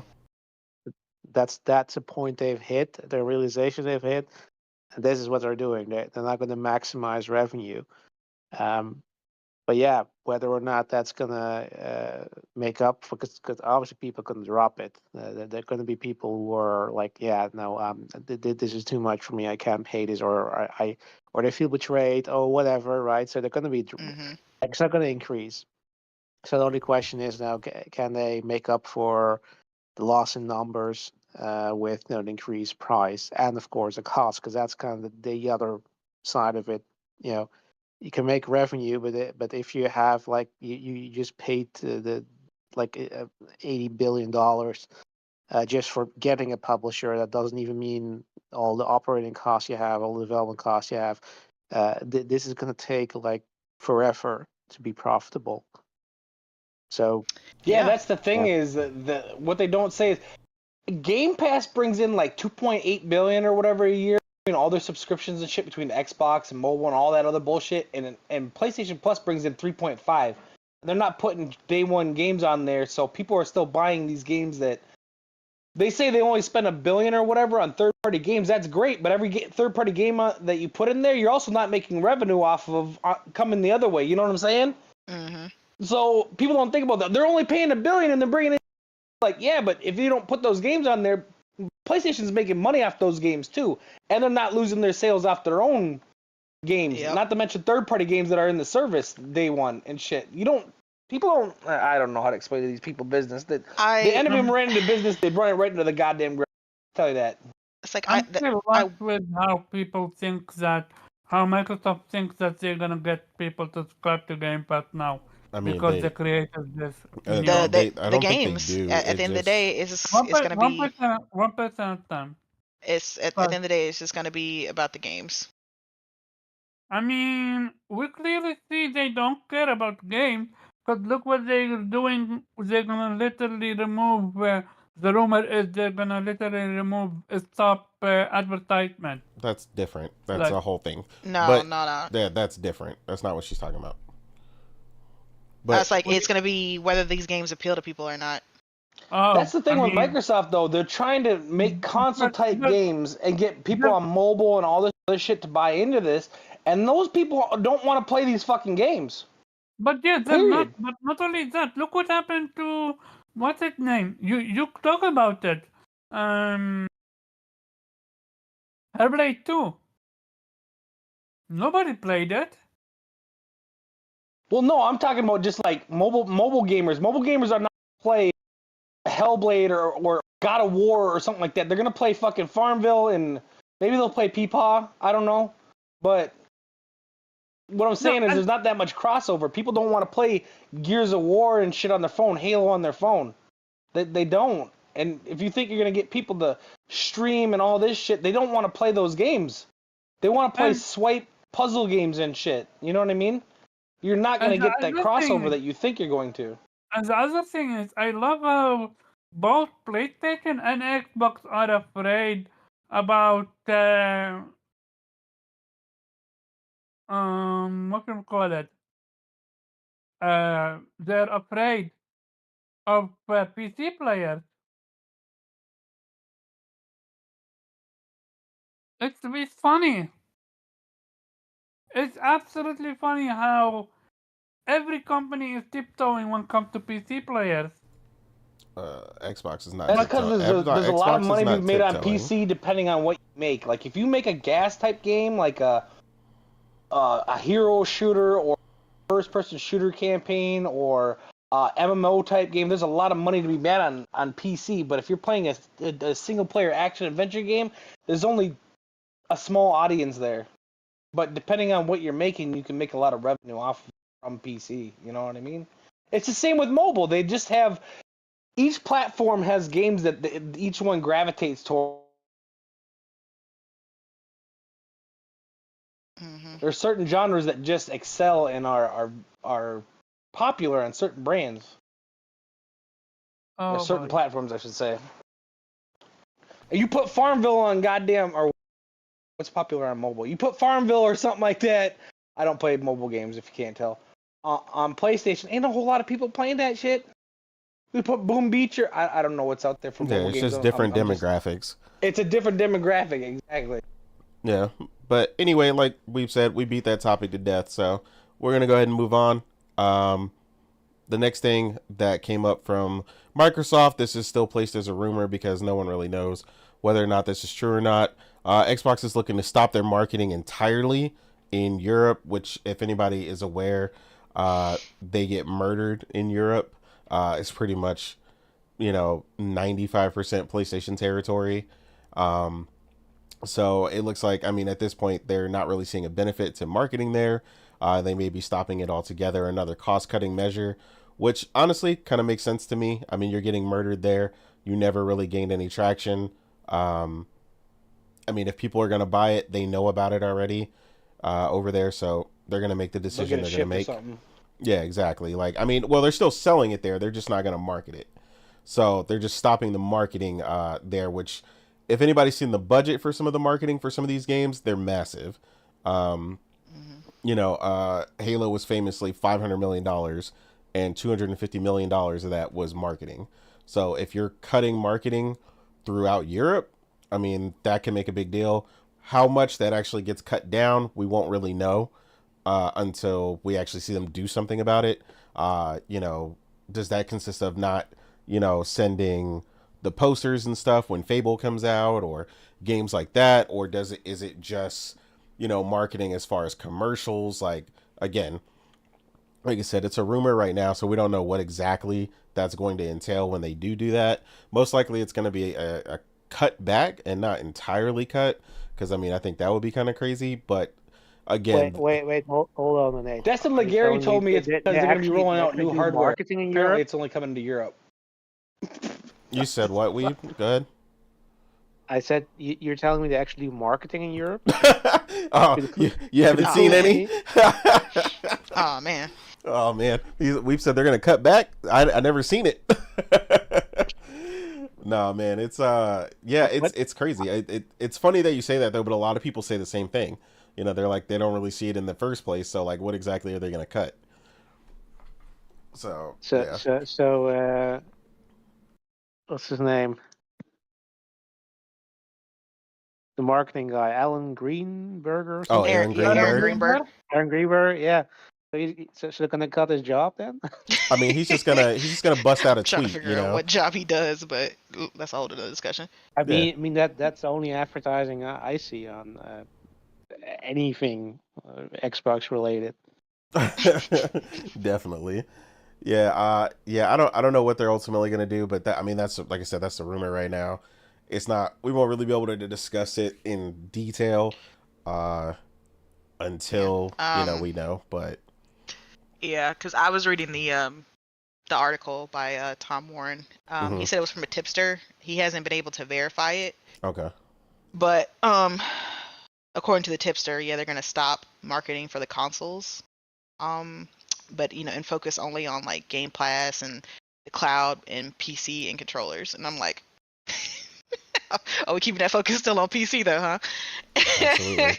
Yeah, the way they've shifted to the focus You gotta now understand, from console to Microsoft, PCs though, is crazy. They take a $200 L on every console they sell, so that's a lot of money to make back. The PS3 lost so much money because of how much they were losing, $250 per unit, and they never made that money back. It's really hard when you're taking a three-figure amount of money on a loss for hardware to make that back up. If you're losing $20-$30, you can make that back. That's one third-party game. But how many people go home and buy? Not people here, but how many people buy a console and they only buy 2 or 3 games on it? You're not getting that fucking money back. You're just not. You're never gonna They take so many L's on that hardware. That's why PS3 lost $4 billion. You can't make back that volume of money. Which is why I was surprised after or during the showcase, Xbox showcase, when they showed off the white Series X and then the black or the 1 terabyte Series S or whatever, and some other stuff. I was just the Series X with the glitter on it. It's just why are y'all releasing more hardware that nobody is buying? I don't. Yeah, that's how much to ask. What's the point? Yo, that's gonna come at the same time as the PS4 Pro, and it's well, this one runs better, but we got a little bit more memory. But we got glitter on ours, expensive. though. You know what I'm saying? What? Ours is shiny. Yeah, the fact that costs $600 is insane to me. I was okay. Well, it's really not that crazy when you think about the cost of their memory cards and shit. because you get better, faster memory on PlayStation. You can get like 2 terabytes for under like a little over $100 now. Mm-hmm. Thank Extra. God. Praise. Thank God. Absolutely. Thank you, Mark Cerny. What's up? Facts. Yeah. Yeah, it's Mhm. yeah. So it's essentially going with their new kind of slogan that they've taken up, that no console, no problem shit that they've been Yeah. doing with the Fire Stick. And that's, like I said, I keep saying, people, this is their focus. Game Pass is their full focus right now. They don't care about them consoles. They don't really care about the games in the individual type basis. I'm sure they're happy when they sell well, but the what they really want to sell people is on the subscription, and what the subscription they really want to sell people on is Ultimate. So Essentially, what they did with Office 365, we don't care what you play it on as long as you subscribe to it. Yeah, exactly. It would feel better if you could make a capable product like that was on par with PS5 and they were only selling 40 million of them or whatever. They'd be cool if they were making $40-$50 a unit. But when you're losing money, it's like, bro, we're only going to make back what we lose on this on 25% of our customers. You're like, man, it ain't really worth and they're it. You know what I'm supposedly saying? gonna be allocating less console stocks in Europe too. I mean, that So makes it's sense. just If like, you overstock they're them for pushing no back. reason and you ain't selling it, I mean, why make it? Game Pass is the seller, and they don't Bill has been reiterating this time and time again. He does not care where you play it. He did. You don't care if you play it on a console, a PC, your phone, a laptop, a tablet. He does not give a crap. Like, if he could put that bitch on PlayStation, he would. Oh yeah, He they does not definitely would. care. He does not care. He just wants people to That's get into been the Game goal Pass. since day one, but they won't Yeah, allow he's like, it. the hardware is here for people who want it, but honestly, we don't give a crap if we sell it or not. We want y'all to get into Game Pass. This is the thing. The console is just a conduit to get into the subscription service that is Game Pass. They just want y'all to use it to get to Game Pass. That's what it's for. And yeah, so that's not surprising that one of their lowest markets, i.e. Europe, is the market that they're focusing on consoles less and the subscription more. I mean, and now they've lost their biggest market, the US, like, to PlayStation. And it's so sad because I'm just like, that, they may have been the last everywhere else, but it was the US that was holding Xbox down for the longest time. And now that's not the case. The PlayStation's got that market in the bag along with Nintendo. So it's just like, there's just Xbox just losing in their best market. So it's sad, but it is what it is. They say they're still gonna make hardware, and they're still gonna have hardware for next generation. So we'll see. I'm sorry. Yeah. It surprises me that you're like Azure and cloud is like their biggest moneymaker in a trillion-dollar company, and then they're the worst at that shit in gaming. That just don't make no sense to me. Yeah, I don't know what's going on with those servers. That's what I'm saying. For people who offer cloud services and stuff like that, I'm just like, You're why the is your worst on the cloud planet, but so bad? That makes no sense. Yeah, that's the only thing you fucking good at, and you know what I'm saying? That's why you a $1 trillion company. Why? I don't get it. Yeah, Xbox is definitely doing some really questionable things. But yeah, like I said, we'll get some more details on the marketing and what they'll actually do with that later. Scaling back console-wise makes sense. It's like the same thing in Japan. They're not going to scale up in Japan anytime soon because we obviously see the abysmal numbers that they sell there. So if anything, they scale back in those markets and try to save money where they can. That own a console in Japan. Relax. I know they tweet about it all the time, and then all the Xbox guys make sure they retweet it so it looks like a bunch of people. It's a whole thing. But yeah, yeah, I don't know what they're gonna do as far as that goes. They've always had issues in other markets. We've seen so many times Korea where they use the wrong lettering or something, and the sign was in like Chinese or something. Like they stay Japanese. Was Yeah, it they always Japanese? do that. Okay. I'm fine for that. Yeah. They keep messing that up so badly, and it's like, I already know, like, South Korea versus like Japan is like crazy. So Because yeah, they don't really have a presence in either country. They have it in Australia that sort of covers that region. So yeah, it's obvious that this is the consequence. exactly. Yep. So yeah, they live and they learn, or they live, but they're not necessarily learning. Uh, but uh, yeah. So Omar did have one that he wanted us to go over. He had a question that he wanted to present to everybody, and I'll let him go ahead and present that to everybody because it was really specific. So Omar, go ahead and let everybody know what your question was pertaining My to. topic? Yep. Okay, so you guys have heard the term this game is amazing to play but terrible to play. And now I'm specifically talking to the trophy hunter gamer that literally go out of their way to play a Persona 3 or 4 times to get that platinum. My question is, should developer cater to us then? What I mean by that is, for example, right now I'm playing Stellar Blade. Amazing game.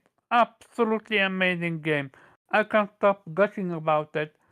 But I literally almost had, I got close to a burnt out because of the amount that I had to go from one area to another because I missed something, because I found out there is this thing that I'm gonna lose if I proceed to the next area forever until my next playthrough.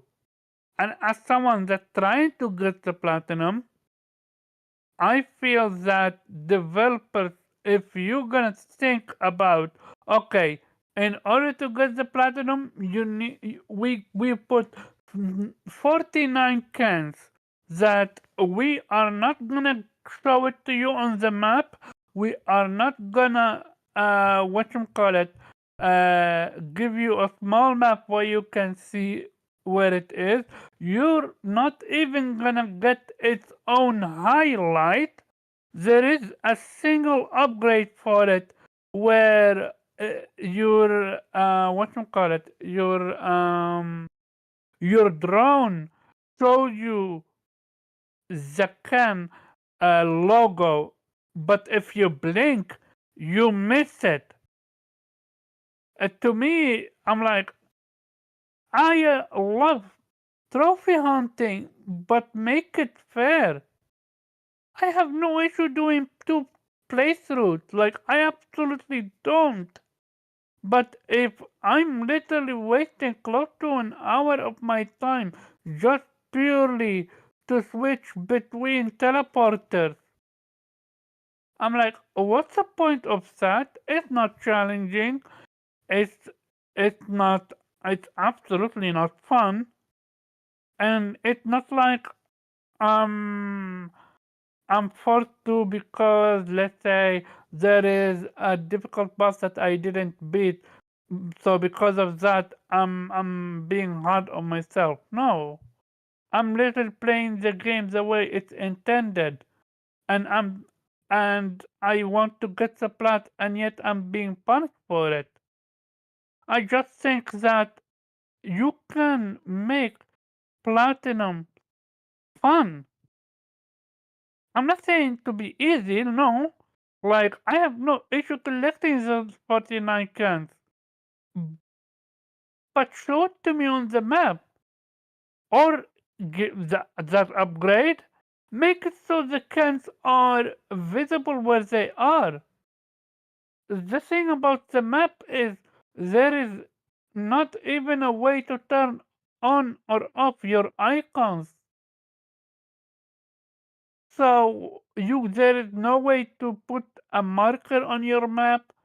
Like it's so bare boned. I don't know if I'm the only one who come to this. I'm curious about it because two people here have got the platinum in Terra Blade. Um, trophies are a hindrance to the game. It adds tedious stuff that not per se. No, not every trophy is tedious. Some trophies actually make you play a game different. And I love that. I welcome a challenge again, but when you're being tedious for the sake of being tedious, that's where I draw the line. Like, I had to teleport to a dude that sells a significant something, but I had to teleport to him, then back to the main hub, then back to the area where the other dude is, because I need to buy one currency, then I need to buy another currency. I'm like, why did you not think about that? Why did you not put a teleporter literally next to it? I'm not talking about close to a minute far away from it. And why not make it that every teleport that you teleport to, you could automatically teleport to a different region? I don't know. Uh, the game is again amazing, but when it comes to platinum, I don't recommend it. Absolutely not. Mostly So, because the game I doesn't do not agree reset. with that, but okay. so your real question is ultimately, should they design games in a more comprehensive manner as it pertains to getting the trophy, or more so going for the platinum? Yes, if they took their time to think what a trophy is going to be, like for example, gather 49 cans, then make that gathering of 49 cans fun. It Okay, doesn't so need to be is your easy. issue that it's not fun, or more so that you couldn't track it? My issue is my issue is that it's untrackable. Yeah, because I was like, collectibles ain't going nowhere, so we're gonna have to get over that. So you want a way to track No, it no, no, no. in I don't. game. I have no issue with collectibles, but most of the time, collectibles are visible, are easy to be seen on the map where they are. Okay, so You can. what was your opinion about Spider-Man's platinum? That was so easy. I got the plot very quickly with that one.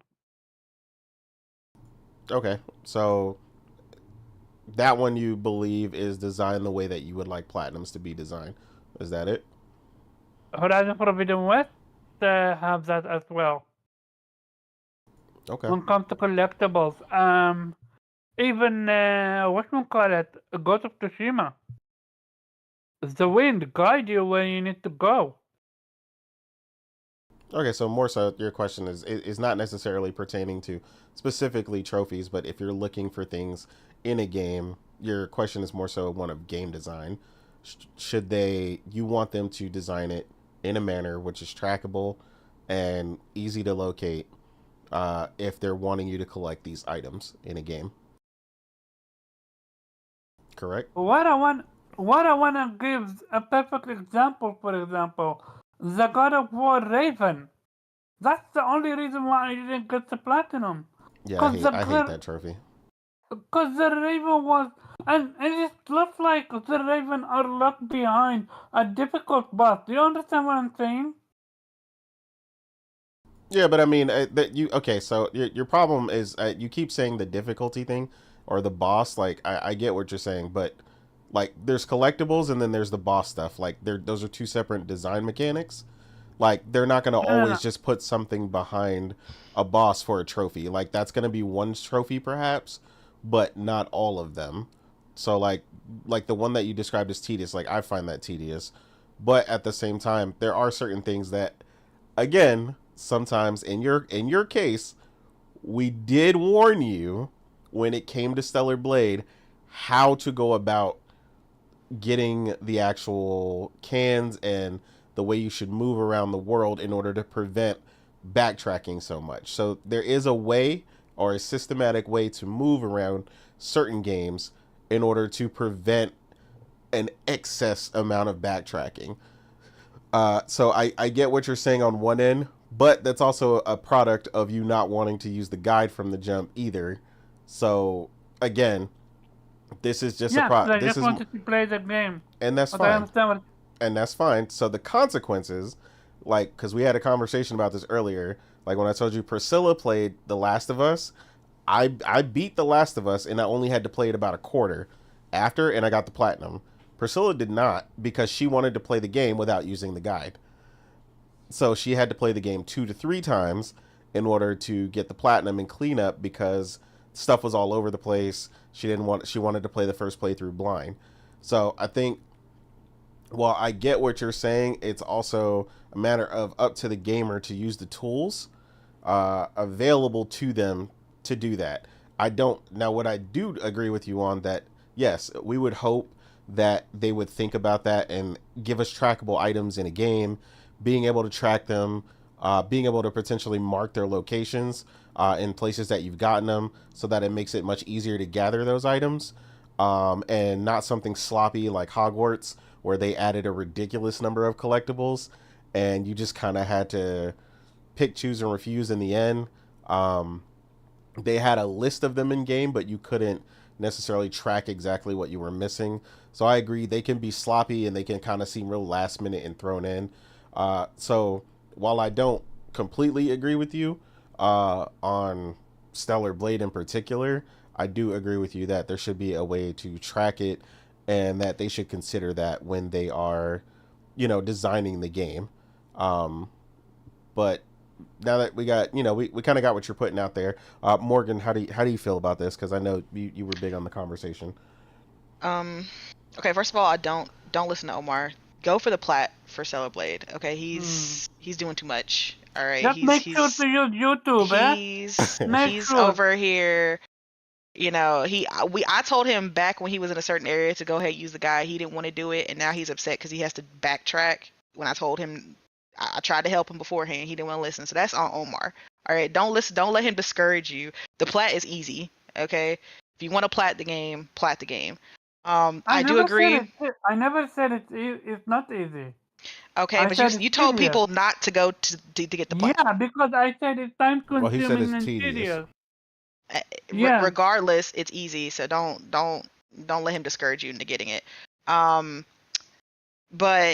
I do agree that there should be like a tracking system with collectibles. You should be able to like tell how many there are, like how many you have and how many you need to get. I agree with that point. I don't mind backtracking. Like I've never, with a lot of games, especially if you're getting a plat and it's a excuse me, you're usually going to have to backtrack. Like it's like unavoidable unless it's like a very, very linear game with everything right in front of you, right? 9 times out of 10 with every game you play that you want to plat, you're going to have to backtrack because there's some collectible or some choice or some, box or whatever that you missed and you're going to have to get. So I don't mind backtracking. As long as it's not crazy hard to backtrack, or you have to completely start over the game to backtrack, or like as long as I can get to certain points and I don't have to start the damn game over, I'm good. Like I can just click chapter select, you're okay or I with can wasting your time as long as it's not difficult. I got you. I didn't say it was a waste of time. We're not gonna call backtracking a waste of time, sir. Yeah, from somebody who plays Metroidvania. The way you just tried to slide that in there, like because hold up, Karen, hold up, no, nigga, no, because you love Metroid motherfucking Vanias, and them motherfuckers make you backtrack like no other genre on the planet. Tell me I'm lying. Oh man, tell me I'm lying. Weeb, am I lying? I think Metroid invented that. Yes, thank you, Weeb. The thing about Metroidvania, every single Metroidvania have its own teleportation, and you can teleport to every they do not all have teleportation. Okay, but are you still backtracking though? Yes, but I'm not. Okay. You said you disagree with me when I specifically talk about the teleportation, and you said you disagree with me on that end. I disagree with you, and for the example that you used with Stellar Blade, I didn't think it was bad. The teleportation. You said you didn't like it. You don't think that teleportation is bad? No. When you can when you need to teleport twice, be just to go to a single area? No, I don't think it's bad because I have fun with the combat and the enemy encounter. So I don't think it's a bad time. Like I enjoy it. So I'm not upset that I have to encounter an enemy because I like learning all her combos and doing all her moves. Like I was badass. I was killing them instantly. Omar So just it wants to wasn't. go right to it, pick it up, and go. He home. wants it instantaneous. Yeah. That's what he want to do. Like I didn't consider agree it with a you? chore. Yeah, do I agree with He you? wants It he wants could a have been tedious faster. experience. It Go- could go have get been it, go faster. home. Yes, I already, Omar. so here's the thing. I'm already sitting at 170 when come to 1000 when come to gold. I'm at 94% when come to my level. I beat everything. I'm done with the game when come to the area. I Mm. just need to do the busy work. I understand it, no issue. But I expect when I'm teleporting from my area to the Mm. hub, just should take one teleportation. And not where I need to teleport from my area to the hub Yes, you and my gotta hub to go to the another. other one. But you See, I feel understand like this.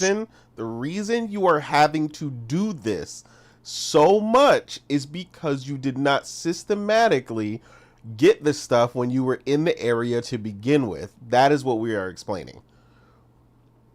So you're having to go back now because you wanted to play completely blind, but if you would have followed the cans from the beginning, like I did, then you wouldn't have ran into the issue. You would have picked all the ones up in that area and you'd be gone and you wouldn't have to worry about it. That's what we're saying. But again, that is a product of how you chose to play it. Like Josh said in the comments, it's for the platinum ultimately, so you're going to either put in the work or don't. You're not necessarily owed it, but because of the choices of the way that you chose to play the game, this is the consequences of how you have to go about cleaning up these things. It's like I said, it's no different than how, like I told you, Priscilla wanted to play The Last of Us Part 2 blind, and therefore she had to play much more than I did as it pertains to going for the platinum. Those are two choices. So we both played the same game around the same time. She made a different choice about how she wanted to play it, and therefore going for the plat was that much more annoying or tedious for her. That's the only part we're explaining. You had the tools to not have to backtrack as much and not have to go through that as much as you're going through it now. But because of your choice to initially do it the way you wanted to, no one else, that is why you're having to deal with this as badly as you're dealing with it. That's all I'm saying. Comments, Omar? Yeah, my comment is I shouldn't need to use a fucking site. He don't want to hear it. I'm just gonna let you know. My issue is You ain't gotta do nothing. You ain't got to How? do nothing. But this is the consequence of not doing that. That's the reality. You don't have to do it. All these collectibles should fall in my lap. All right, I shouldn't have to look at a damn goddamn. Oh man. I genuinely don't get how we have agreed when it comes to a different conversation, which was FromSoft and their terrible quest system.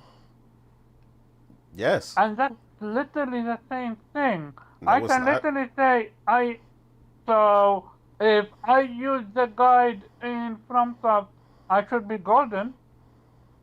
Nah, you can still get your ass whooped in FromSoft games, whether you got a guide or So not. using a guide ain't gonna help you win because you still gonna. No, but it's gonna help me. It's gonna help me. Let me know what quest I'm about to miss. What quest I shouldn't I thought miss. all FromSoft players use guides. They be lying saying they don't, but I know they do.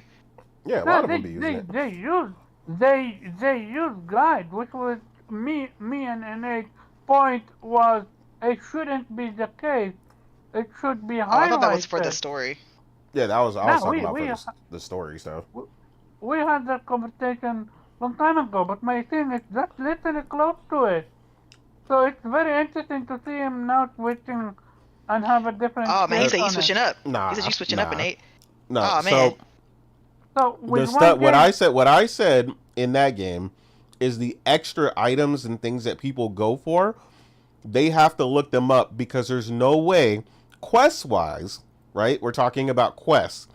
Yeah. To know how to get the quest, go into the order, go into each of the little things in the world, know to interact, run around the tree 3 times, and count to 10 for that shit to show up. That's not the same thing.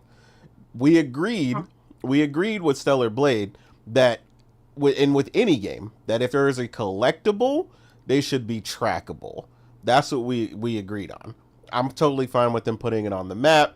I think it should be trackable. It should mark in areas, all that kind of stuff. So we agree on that. But you that's disagree different. with the teleportation part. I get you. Yeah, the teleportation part, I just don't think was a big deal but that's because of the way that I played it. It puts you in the area you need to be within a few minutes. It's not like you spend 45 minutes to get to the next area. Yeah, like I know I get your issue, but I'm explaining why the issue is exaggerated because of the way you chose to play the game. That's all I'm explaining to you. Yeah, because even Nate played it differently than me, because he used the guy before I did, and I realized, oh crap, I have to backtrack all the way to the first area because I had forgot a few cans in the area, and he had already got it. He's like, yeah, I'm done. I'm like, oh. I was mad. It's like, oh, okay. I had to backtrack to the first area, find the cans in that area that I missed, and then go to the second and then the third and everything like that. But I mean, that was again a product of the way I played. That was my fault. So it is what it is. I do it, like I said, I do agree with you on there should be a icon on the map, or at the very least a way for us to track it in game. Like I said, if I have 15 cans and there's 50 total, I should know that, right? I should know, okay, I have 35 left, all right, and there's 4 on this map that I'm missing, there's 3 on this map that I'm missing, there's 2 in this other area. Like, yeah, I agree that you should be able to track how many you have and what area they're located in, right? Like, if you don't give me a immediate icon on the map, you should at least tell me how many are in this area. Like, maybe you don't point them out and tell me where they are exactly, but let me know there's 2 in on this map that I'm missing. Agreed. But yeah, I agree on that part. There is a lot of like small technical stuff that I think Celeblade was missing, and I think that's just a product of them making their first AAA. There's just a lot of like little things that we know that are kind of staples in a lot of AAA games that they were missing. And I think that's stuff that they'll probably improve on with their next game and add, those quality of life stuff. Because I'm sure they got a lot of feedback from people like, oh, you should probably have this in the game and this in the game, and the game's missing this and this and this. Like, overall, like you said, the package was great. It's just, little stuff that was kind of missing throughout the game. But yeah, I do agree. Your question, or the question you posed to us, was should they make it easier for to us? Should they cater to the trophy hunters specifically? I mean, you agree, you just don't want to admit it. No. It's I don't. You just said that you agree when it comes to the icon. Yeah, that's not catering to. That's I don't consider that catering to trophy hunters. I just consider that like a quality of life thing. Yes and no. It's just because I don't think I'm not necessarily down for developers to cater to anyone in particular. I just want them to make their vision, whether it's like, because if they catered to me, Souls games wouldn't exist. So so I'm just like, I mean, they can, yeah. Like, but I would say I think developers need to just get on one accord when it comes to like quality of life stuff. Agreed. Because this is kind of the conversation we had last week about the things that we don't like that they do and the things that we do. Mm-hmm. And I think that kind of falls into that, like trackable collectibles, being able to track collectibles and stuff like that. I think that kind of falls into that thing that they need to get on one accord with. Because, but yeah, I do, because I don't know. I feel like, what's another example from you, Omar? Because I'm trying to wrap my head around it, that you think another aspect of them catering to trophy hunters? Like, what I know you saying track collectibles. What's another that you think they should do? I genuinely think Well, you mentioned Ghost of Tsushima earlier was one that you liked. I mean but that was collectible because you could. Yeah, I was talking about finding collectibles. You Yeah, could just be like me and not collect it. Oh man, you Oh, would man. choose. that laugh. You would choose what collectible you're looking for, and they guide you with the wind, which again, I found it really great. Mhm. But it all comes down to not waste your time. I mean Mhm. by that, if it can be done efficiently, do it. Like for example, and it borderline, not borderline. It's a marriage between not collect between this word that Annette just said when quality of life improvement. Like for Mhm. example with Stellar Blade, uh, auto loot pickup. Mhm. Yeah. Like that's massive. Or how they fix the atrocious fishing. Like, I What you mean, mean? you That were, game had the best yeah, fish. you were the only one that had that issue with the fishing, but Bro, that fishing Yeah, was that was amazing. atrocious. That game was I better than most fishing games I've played. nah, That was better than real The fishing. only issue I had with the fishing was like when it was like the harder fish and having to press square. Some like I couldn't get the time sometimes, but yeah, then turning on the accessibility fixed that for me. exactly. that's the thing, the accessibility. Something that should have been. I think it was there, but they went through it over and over again, tried to fix it, tried to implement it. But it's not like they didn't do anything. For example, I talked about how when it comes to ladders, you can actually jump up and slide down very quickly. I appreciate that. But when I don't appreciate is when I no, but that's we're gonna talk about stuff that I already talk about. But at the end of the day, it's catering to us, the gamers. I mean, I believe, and that's just my opinion. You can create the perfect game where everything is findable, so I don't need to look up a single thing on YouTube. Yeah, I'm gonna tell you that's never gonna happen. But that's what I'm talking about. Should they do that? That's what I'm. I mean, it's going to. I'm gonna explain it. It's going to be the same it's always been. You're gonna get games like Spider-Man 2, where everything is trackable, everything is on your map. You've got 10 different ways to locate it, stuff like that. And some games just are not gonna give it to you like that. And Okay, so I it's have gonna be left up to you how you want to proceed with finding that stuff. It's like Weeb said. I'm the same way. When I played Assassin's Creed 2, I had to find all the feathers. There's no way to track them damn feathers. yeah, You just gotta go for it, and you gotta follow a guide if you want them. But guide that's if you YouTube. want them, then you don't. Yeah. That's my very first platinum. I remember because it was that tedious. 100 feathers, you gotta look it up. There is no way to track it. Yeah. Yeah. My question would be when it comes to what did I want to say? I wanted to say something important. Punk me.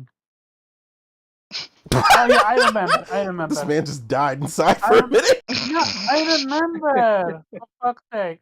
When so I have seen quite a few people say how Spider-Man 2 Platinum is easy Okay.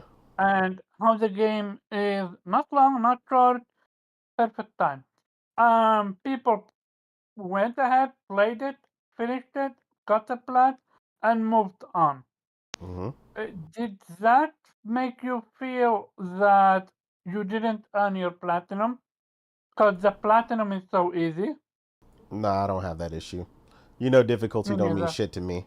So I don't care if it's difficult or not, because up to each person. Each person can play that game. Morgan played on ultimate difficulty, and I played on normal.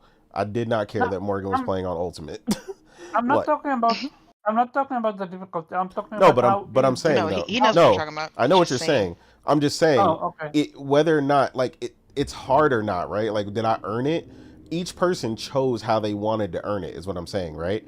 They didn't put the stipulation on you that you need to play on ultimate, in order to unlock the platinum or something, right? So I prefer the way that they did it because to me it gives the person the So you don't choice. like difficulty trophies. I got you. Yeah, I'm not. Well, I'm not. I don't. But like to me, that's why I said like when you said, did I feel like it was easy? I could have made it harder if I felt like I wanted to. You see what I'm saying? To me, that freedom is what I value more in the way that they set it up.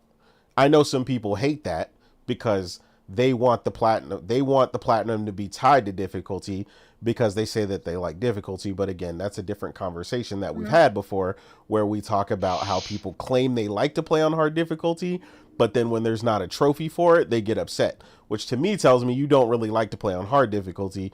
You just want a trophy for it to kind of force yourself to do it. They just want the bragging rights for it. Yeah. Exactly. Yeah. Yeah. Problem I don't have. Fuck that. Yeah, I don't They're have like, that issue. see, I mean, you played the game, but I played it on hard. I got the hard trophy for it. I'm like, okay.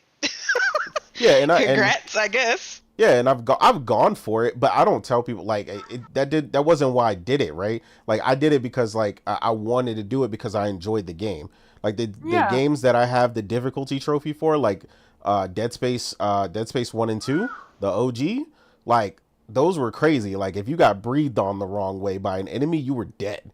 Like I famously almost, and Priscilla was talking to me on Skype at the time, I famously almost beat the brakes off my younger brother because he interrupted me when I was coming through a corridor and I hadn't saved for about 8 chapters and he asked me a question and I died because the little things jumped out and I had to go all the way back to like chapter 3 and I was about to be in like chapter 9 because you only had 3 saves throughout the whole game.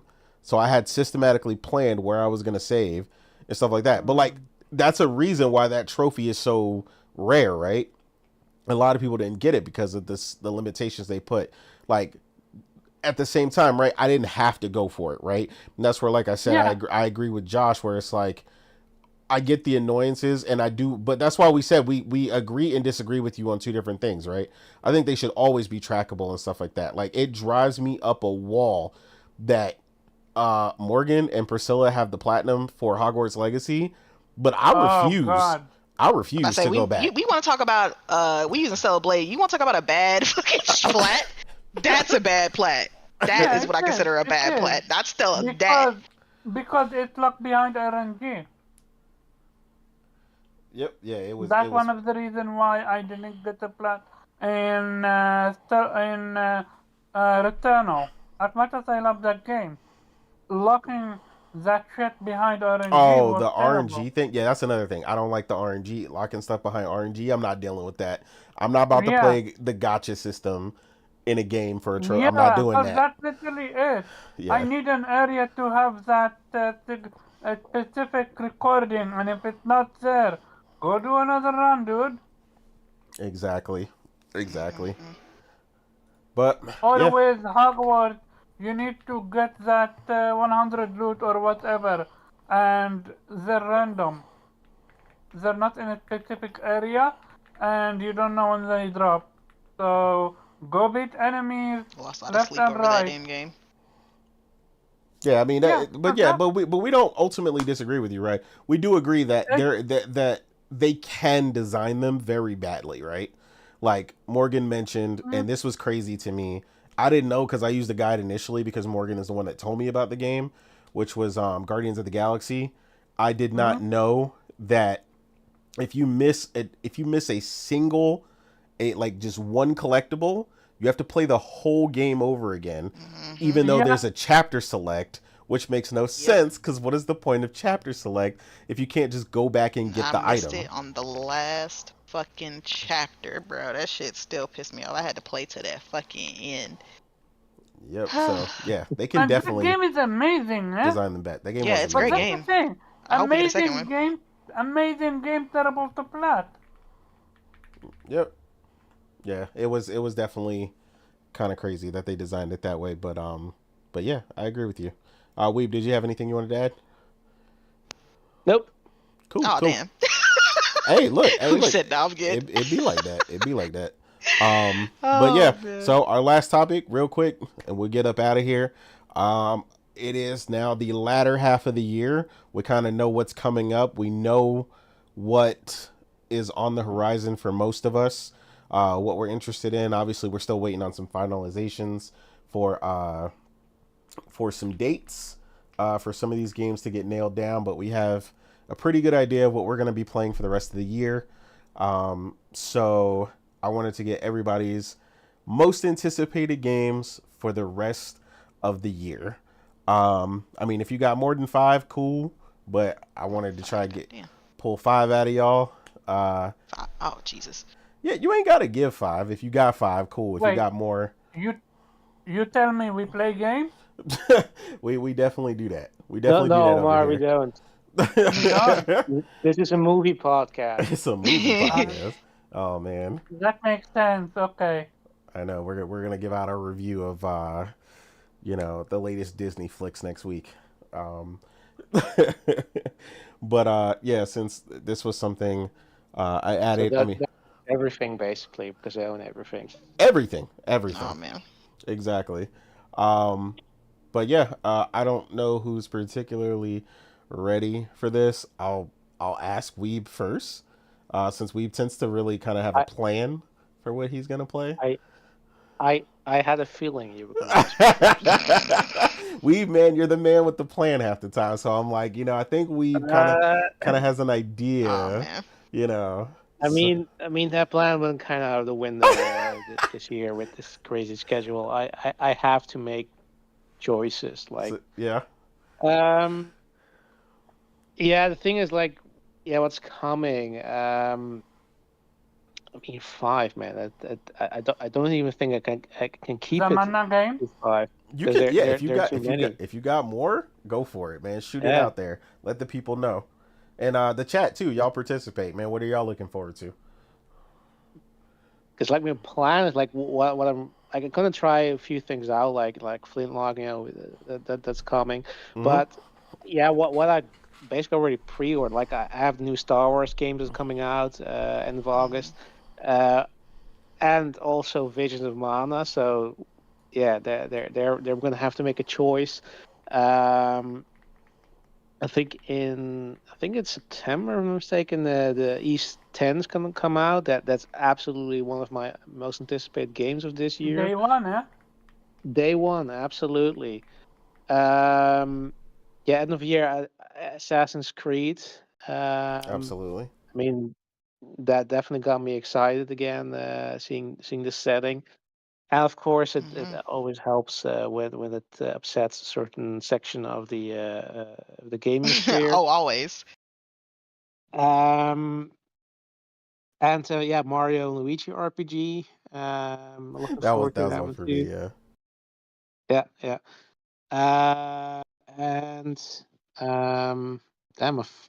The new Zelda game as well, because that's definitely my jam. The classic. Link's Awakening style gameplay. Mm-hmm. That's my Zelda. So absolutely hopping on that one. Astrobot, of course. I mean, I've already past 5. Like it's crazy how much is still coming this year. Right. And I'm not even sure if I got everything already pre-ordered, because they're Metaphor, no? Not Metaphor, no. I'm not that big of a Persona fan as you guys are, so there's definitely a game that I can put it on the back burner. Okay. Yeah, exactly. And that's not even counting the games that I haven't played yet, because I still want to hop onto. I'm not sure if it's coming this year, but how about? Sir, we were still talking. Oh. Yeah, He just skipped on. Omar was like, "Yeah, let me go." He said no anyway. He said anyway.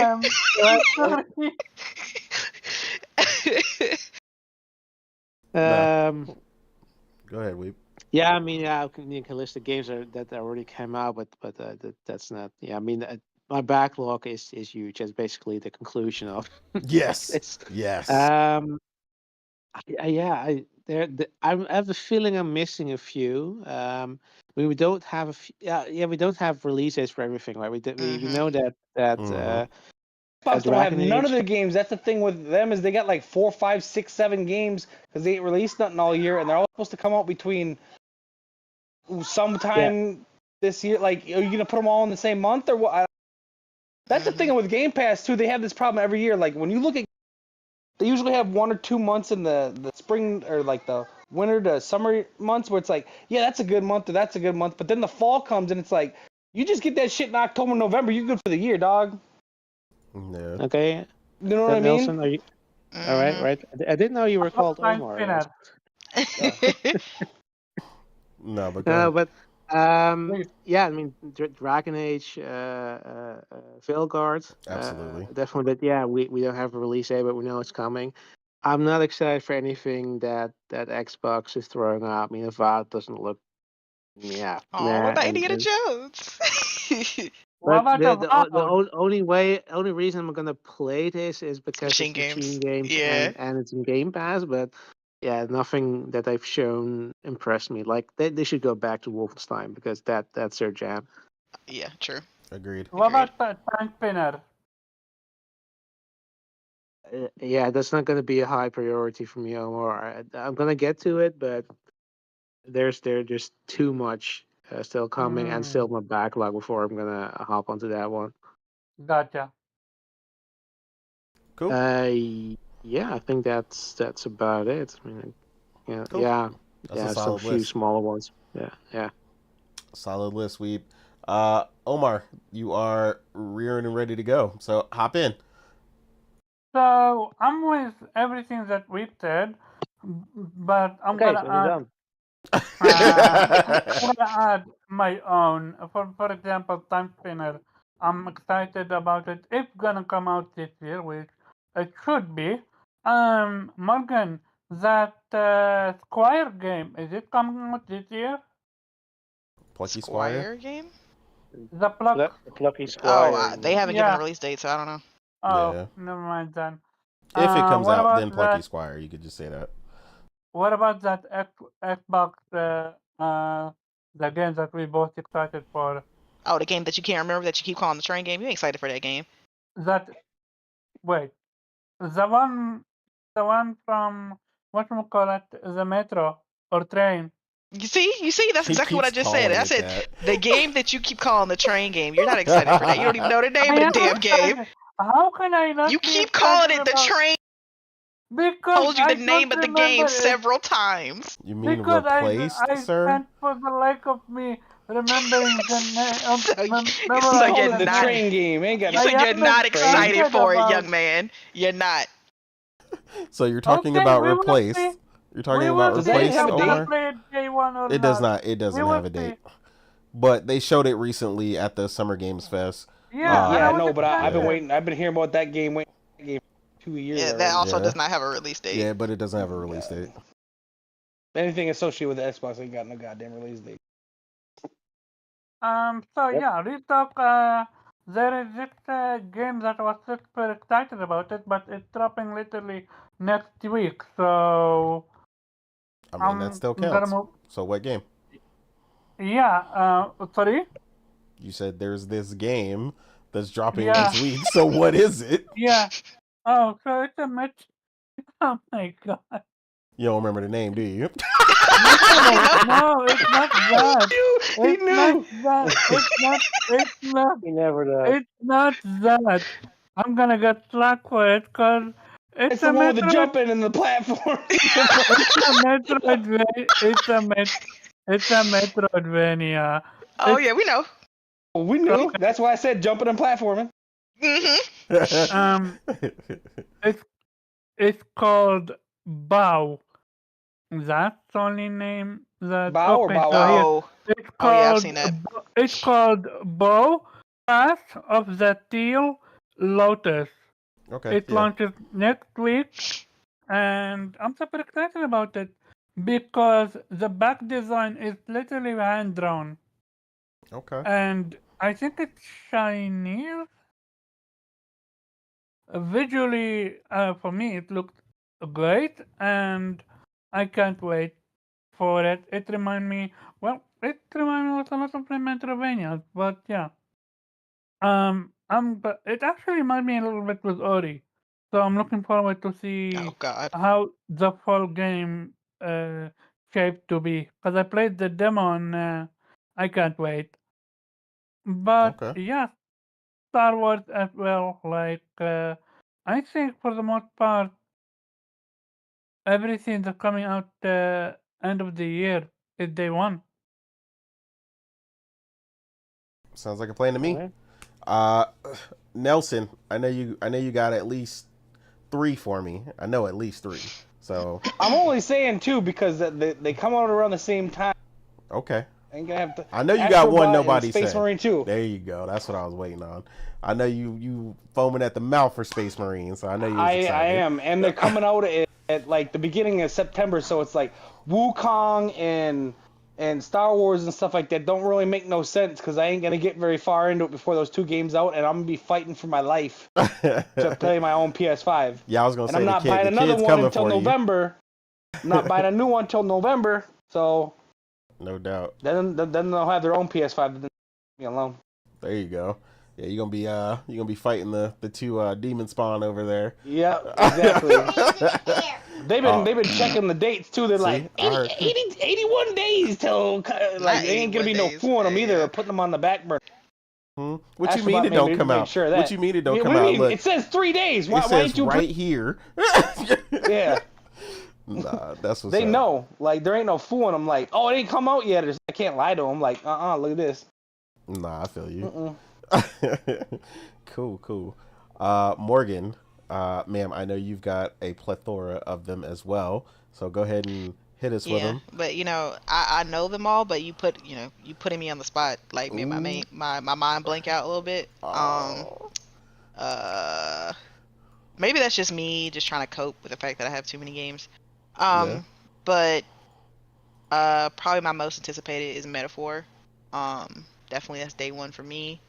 Can't wait. As a big Persona fan, I can't wait to see what they do next, like with this new IP. So it's exciting. The story, I haven't even. I need to sit down and watch the story trailer. It's like 20 minutes long.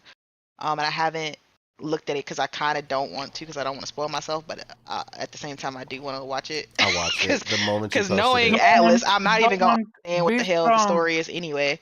Like knowing them, I'm not even me. gonna. I'm not gonna understand it anyway. Trust me, it doesn't spoil anything. It's like a setup. It's like a setup. Oh, you watched it? Oh, you watched it without me? Oh, you bastard! You All right. whoa! You gave me the link. Oh man, that wasn't permission. I was sharing that with everybody. Okay. But anyway, yeah. So Metaphor, hopefully I'm trying to get that collector's edition. Hopefully when they post it again, I can snag it. But yeah, Star Wars Outlaws, another one that's right around the corner. Excited for that. Looks good. It just really looks good. It's hard for me to believe it's Ubisoft sometimes. So hopefully they don't Ubisoft it up. They did well with what you call it, that Prince of Persia game. I mean, that's not their usual type of game though. That's not. Well, it is, but it isn't. Like that's not their. They usually don't go for the Metroidvania style, so that was kind of new for them. But this is that's what I'm saying. Maybe they're changing. Anyway, this is a typical. I'm saying that because this is more of what they do. They're like an open world style game, so I just don't want them to Ubisoft the open world. Gotcha. It feels but more like closed world than open world. Not everything feels gonna be open, but we will see. Yeah, we'll see. But speaking of Ubisoft, then there's Assassin's Creed Shadows. I'm always down for another samurai game. I don't expect this to be as, at least with combat wise, to be as good for me as Ghost of Tsushima. Look, I know people get upset when people compare, but it's gonna happen. Okay, I'm sorry. The comparisons are gonna happen. Like, let's be real. This is the Ghost of Tsushima is the only real reason as Ubisoft is even bothering to make this game. Yes. They saw the reception. They saw that- God of War come out and they made Valhalla. Yeah, they seen that preview. Exactly. They saw the reception that the gaming community had with Ghost, and after years of people asking for them to make a fucking Assassin's Creed game set in Japan, then they finally all of a sudden they started working on it in 2020. What other Japanese open world game came out in 2020? Oh god, it was fucking Ghost of Tsushima. But anyway, we will see how, hopefully it's good. It looks good from the previews. I'm liking the fact that we can switch between a samurai and shinobi. It looks interesting. I like the combat, that it offers. It looks like the way, they say you can play as either or character and, go into it, but, between essentially a brute force action style with one character, and then go, the classic sneak, style with, the other character. So I'm all down for multiple play styles. Mm-hmm. And then of course, Astrobot. Hella excited for some Astrobot. Cannot wait. That was the big surprise announcement at the State of Play. It looks fantastic. From everybody who got to play it at Gamescom or whatever, when they got the little preview, they've all stated that it's just so fucking good, and that it's on Mario Odyssey level, and they only play like 2 hours of it. So hopefully it keeps up that momentum throughout the game, and we finally get this full-fledged Astrobot game that we've all wanted. So definitely excited for that. And then probably my next one would probably be Dragon Quest. I've never played the Dragon Quest series, but I forgot about the new Mana game too. Yeah. But yeah, it looks good. What was it, Dragon Quest? 3 or 2 Yeah, supposed Dragon to come out Quest 3. first. Mm-hmm. So I'll play that, and then when the next one comes out next year, I'll play that. So from everything that I've seen, from the gameplay, the screenshots, the character models, like it just looks good. It looks polished. And I love my pixel JRPGs. So it's just something about that type of art style when it comes to JRPGs that I'm just a big fan of. So I'm looking forward to that. I'm sure there's other, for me, it's hard for me to say what I'm excited for this year, because there's so many games that are coming out this year, but there's also games that don't date, and there's games that coming out like really early next year, and I keep getting them jumbled in my mind of when they're supposed to come out. Like, I'm excited for this game, but it's not coming out. Like Hades 2, because Hades 2 is supposed to be Yeah, this year, that's but what they I'm don't saying. have What a about date. Kitty Aloy? You playing that day one? What? Kitty Aloy. Kitty. He's talking about Kitty Lego Horizon. Yeah, Oh, Lego. Lego. Yeah, I mean, that also doesn't have a release date, so it's just like, I thought yeah. this year.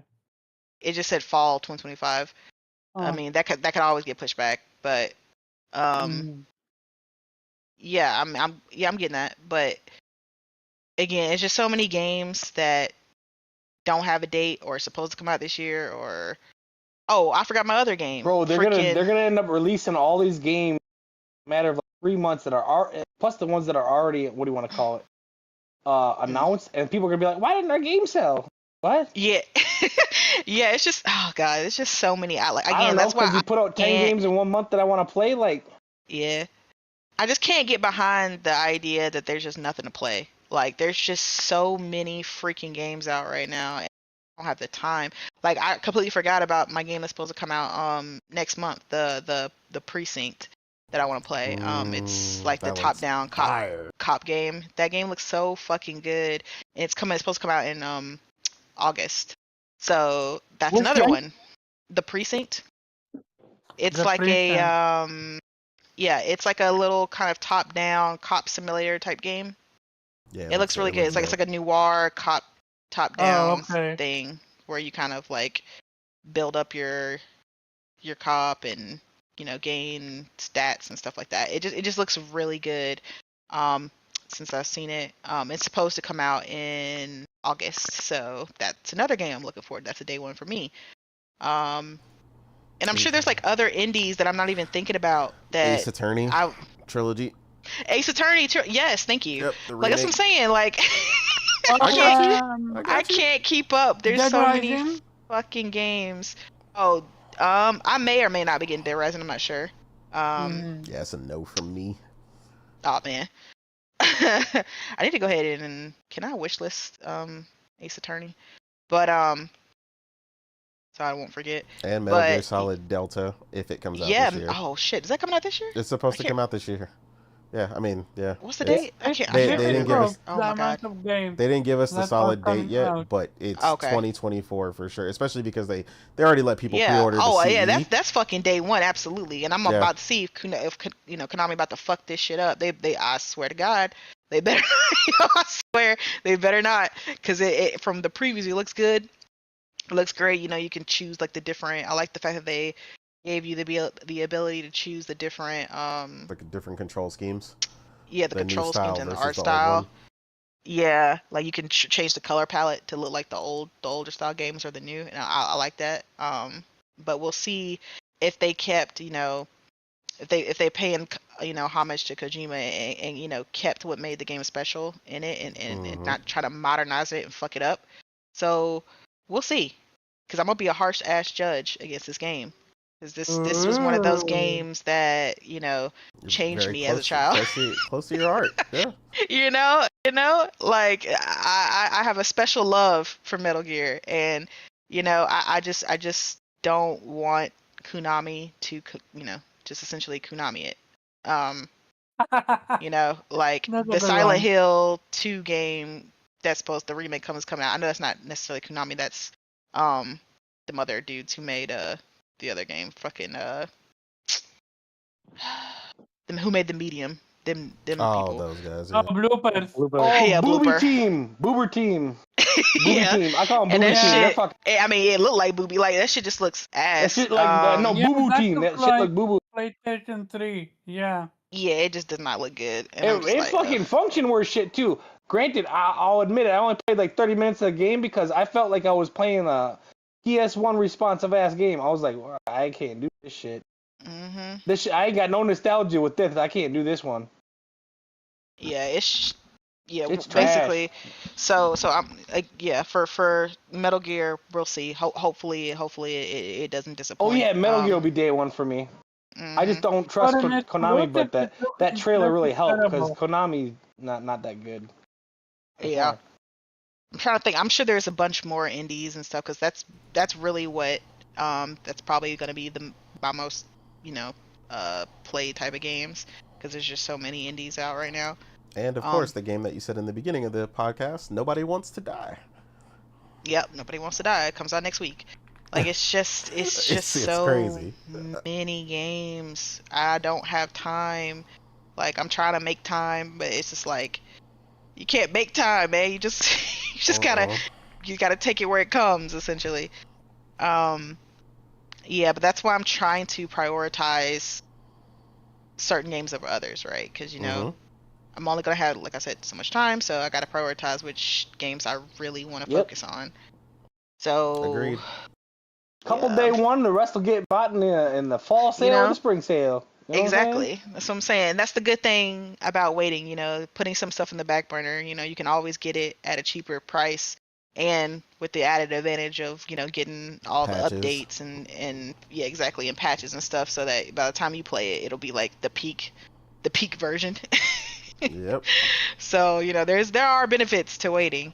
So, put my day one games first, and then everything else I'll just get, like Nelson said, get on a sale later, play the definitive version, and I'll be good. Hopefully, I say that. Ain't no sense of buying a game when you're playing two other games, and then by the time you turn that game on, it's already.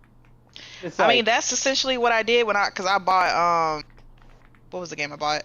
Freaking Live. I've done that too many damn times. Live. Yeah. Yeah, I purchased that months ago, and I still haven't even turned it on yet. Like so. It's just too.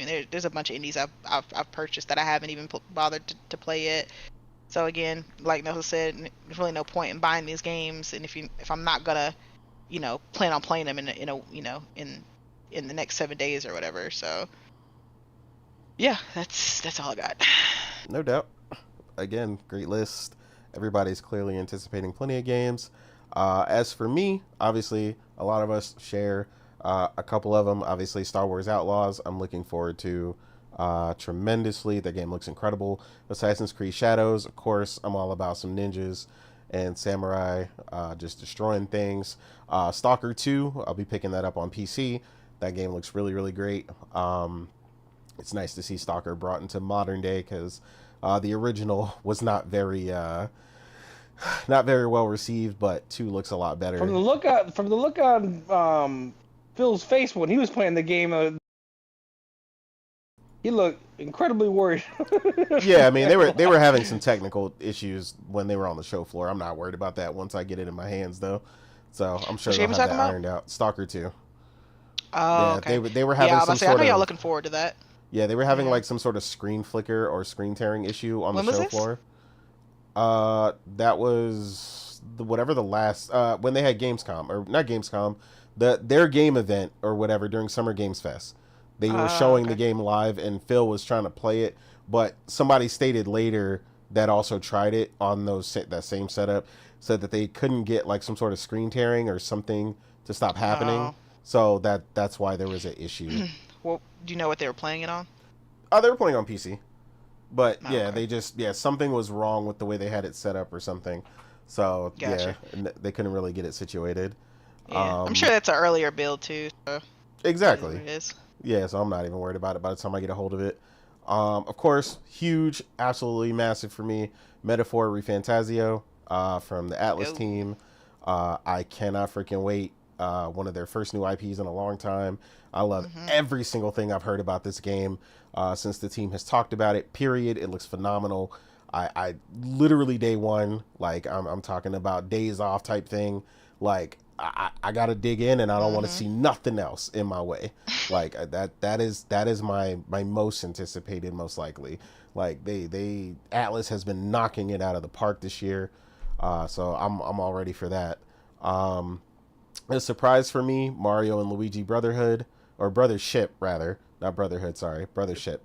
But again, Oh yeah, I'll get my kids that for Christmas or the birthday or something too. That looks good yeah, as shit. that looks really good. It turns out to be an RPG. I was confused at first if it was, and then I found out later that it was. So again, Nintendo being able to manage to get me to buy at least one more game for my Nintendo Switch when I said I pretty much was done. Leave it to Nintendo to entice me with something.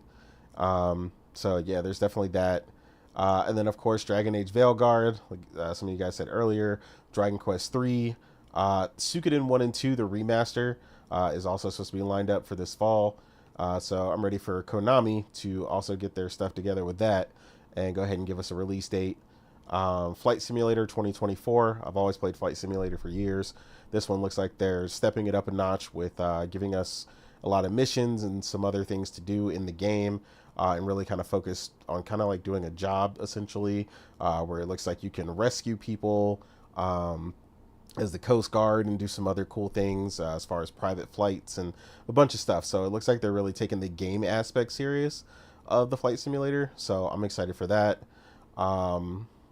Then there's also another RTS game, space RTS game that I've been looking forward to for a while, called Falling Frontier.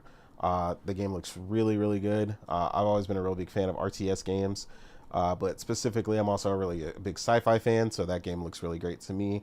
Like Morgan said earlier, The Precinct, that game looks phenomenal every time I've seen it. Deca Police, which got pushed, I believe, from last year, but it's supposed to be launching this year. It was originally shown at one of the Nintendo Directs. That game actually looked really cool, so I'm actually really interested in that. Another game, Frostpunk 2, which is simultaneously launching on consoles this time, but I originally played Frostpunk on PC because it was only on PC originally. So Frostpunk 2 is another game I'll be playing there. But yeah, and despite me mentioning all those, I'm sure something I'm missing. as far as, but for the most part, that's my most anticipated. I'm sure I'll also be picking up the Zelda game. It's not for Priscilla to play because she wanted to play it. And also she wanted me to get the new Mario Party because it has like 110 games in it. So usually when we go camping, stuff like that, we'll play all the mini games with the kids or the nieces and nephews and so on and so forth. So I'll probably be picking that one up as well. But yeah, that's as far as what we know. There is another game called Toxic Commando that I hope comes out this year, but again, we don't have a release date, so heaven only knows when that game is coming out. Hopefully it releases this year. That game looks really great. If you guys haven't seen it, look it up. It's John Carpenter's Toxic Commando.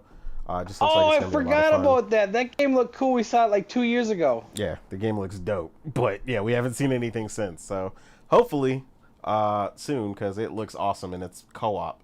So yeah, I'm all about some good co-op. I love me some co-op. Always looking absolutely. for more co-op. Facts. But yeah, with that, we'll go ahead and wrap up the show. Again, thank you everybody who joined us. Again, episode 24 of the Otter Players Podcast. Let's go ahead and get into our outros, and we're going to get ready to get up out of here. Morgan, where can the people find you?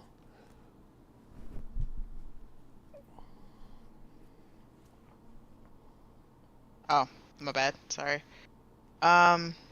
Nowhere, to be honest, because I really don't want to be found. But I mean, if you want to kind of see me, sometimes I'm on Twitter. You can find me More gaming at lately. Chill Bandit. Yeah, like I tweeting like that. So you can find me on Twitter. At my which is at the bottom of the screen. It's at Chill Bandit. Hopefully the next time you see me tweet, it'll be about a game I finished. But yeah, I'm hoping you guys are having also a great gaming in 2024. Yeah, let us know what games you guys are planning on playing and beating, hopefully. But we'll see you guys next week. Thank you for joining us. Otter Nation. Otter Nation. Otter Nation. Absolutely. But where can the people find you? Yeah, same as Morgan. Nowhere. No. But yeah, I love how nobody wants to be found. If you're so inclined, check out Twitter as the Weep Sheriff at Infinite Rhizome, and yeah, Otter Nation. Otter Otter Nation. Nation. Nelson, where can the people find you, good sir? Nelson Gaming 12. And if I ain't there, I'm not there, and I'm not going there. Thanks. Absolutely. Karaba, where can the people find you, sir? So, shout out to everyone that came through. Great show, great conversation. Hit that like button, share the stream out. You can find me at Karaba_Chub on Twitter and Vitamin G Podcast every Monday, 8 p.m. Eastern Time. Very quick information. Second of Rise of Ruin, the anime is released. So if that's your jam, look it up. And for the One Piece fans, this tonight's episode, it's going to break the internet. That's all I'm going to say. No doubt. So clearly Omar's got some exciting time ahead of himself for some anime, which most of us also watch as well. So I'm sure a lot of people will be looking forward to that, as One Piece is a massive, massive anime, as most of us know. It's so massive, it got now its own day in Japan. It's a holiday now. That does not surprise me. Right alongside Dragon Quest. Dragon Ball. No, Dragon Quest. No, I was saying Dragon Quest, as in a video game that has a day. Oh, like, yeah. It has that day? Oh, Dragon interesting. Quest has a day. Okay. But yeah. As for myself, again, you can find me on Twitter at TheRealInnate. Typically gaming, unlike most of these people in these gaming streets. But otherwise, it was a great show. Thank you everybody who came through. It was a lot of fun chatting with everybody in the audience. But otherwise, have a great day. Otter Nation. Otter Nation. Otter Nation.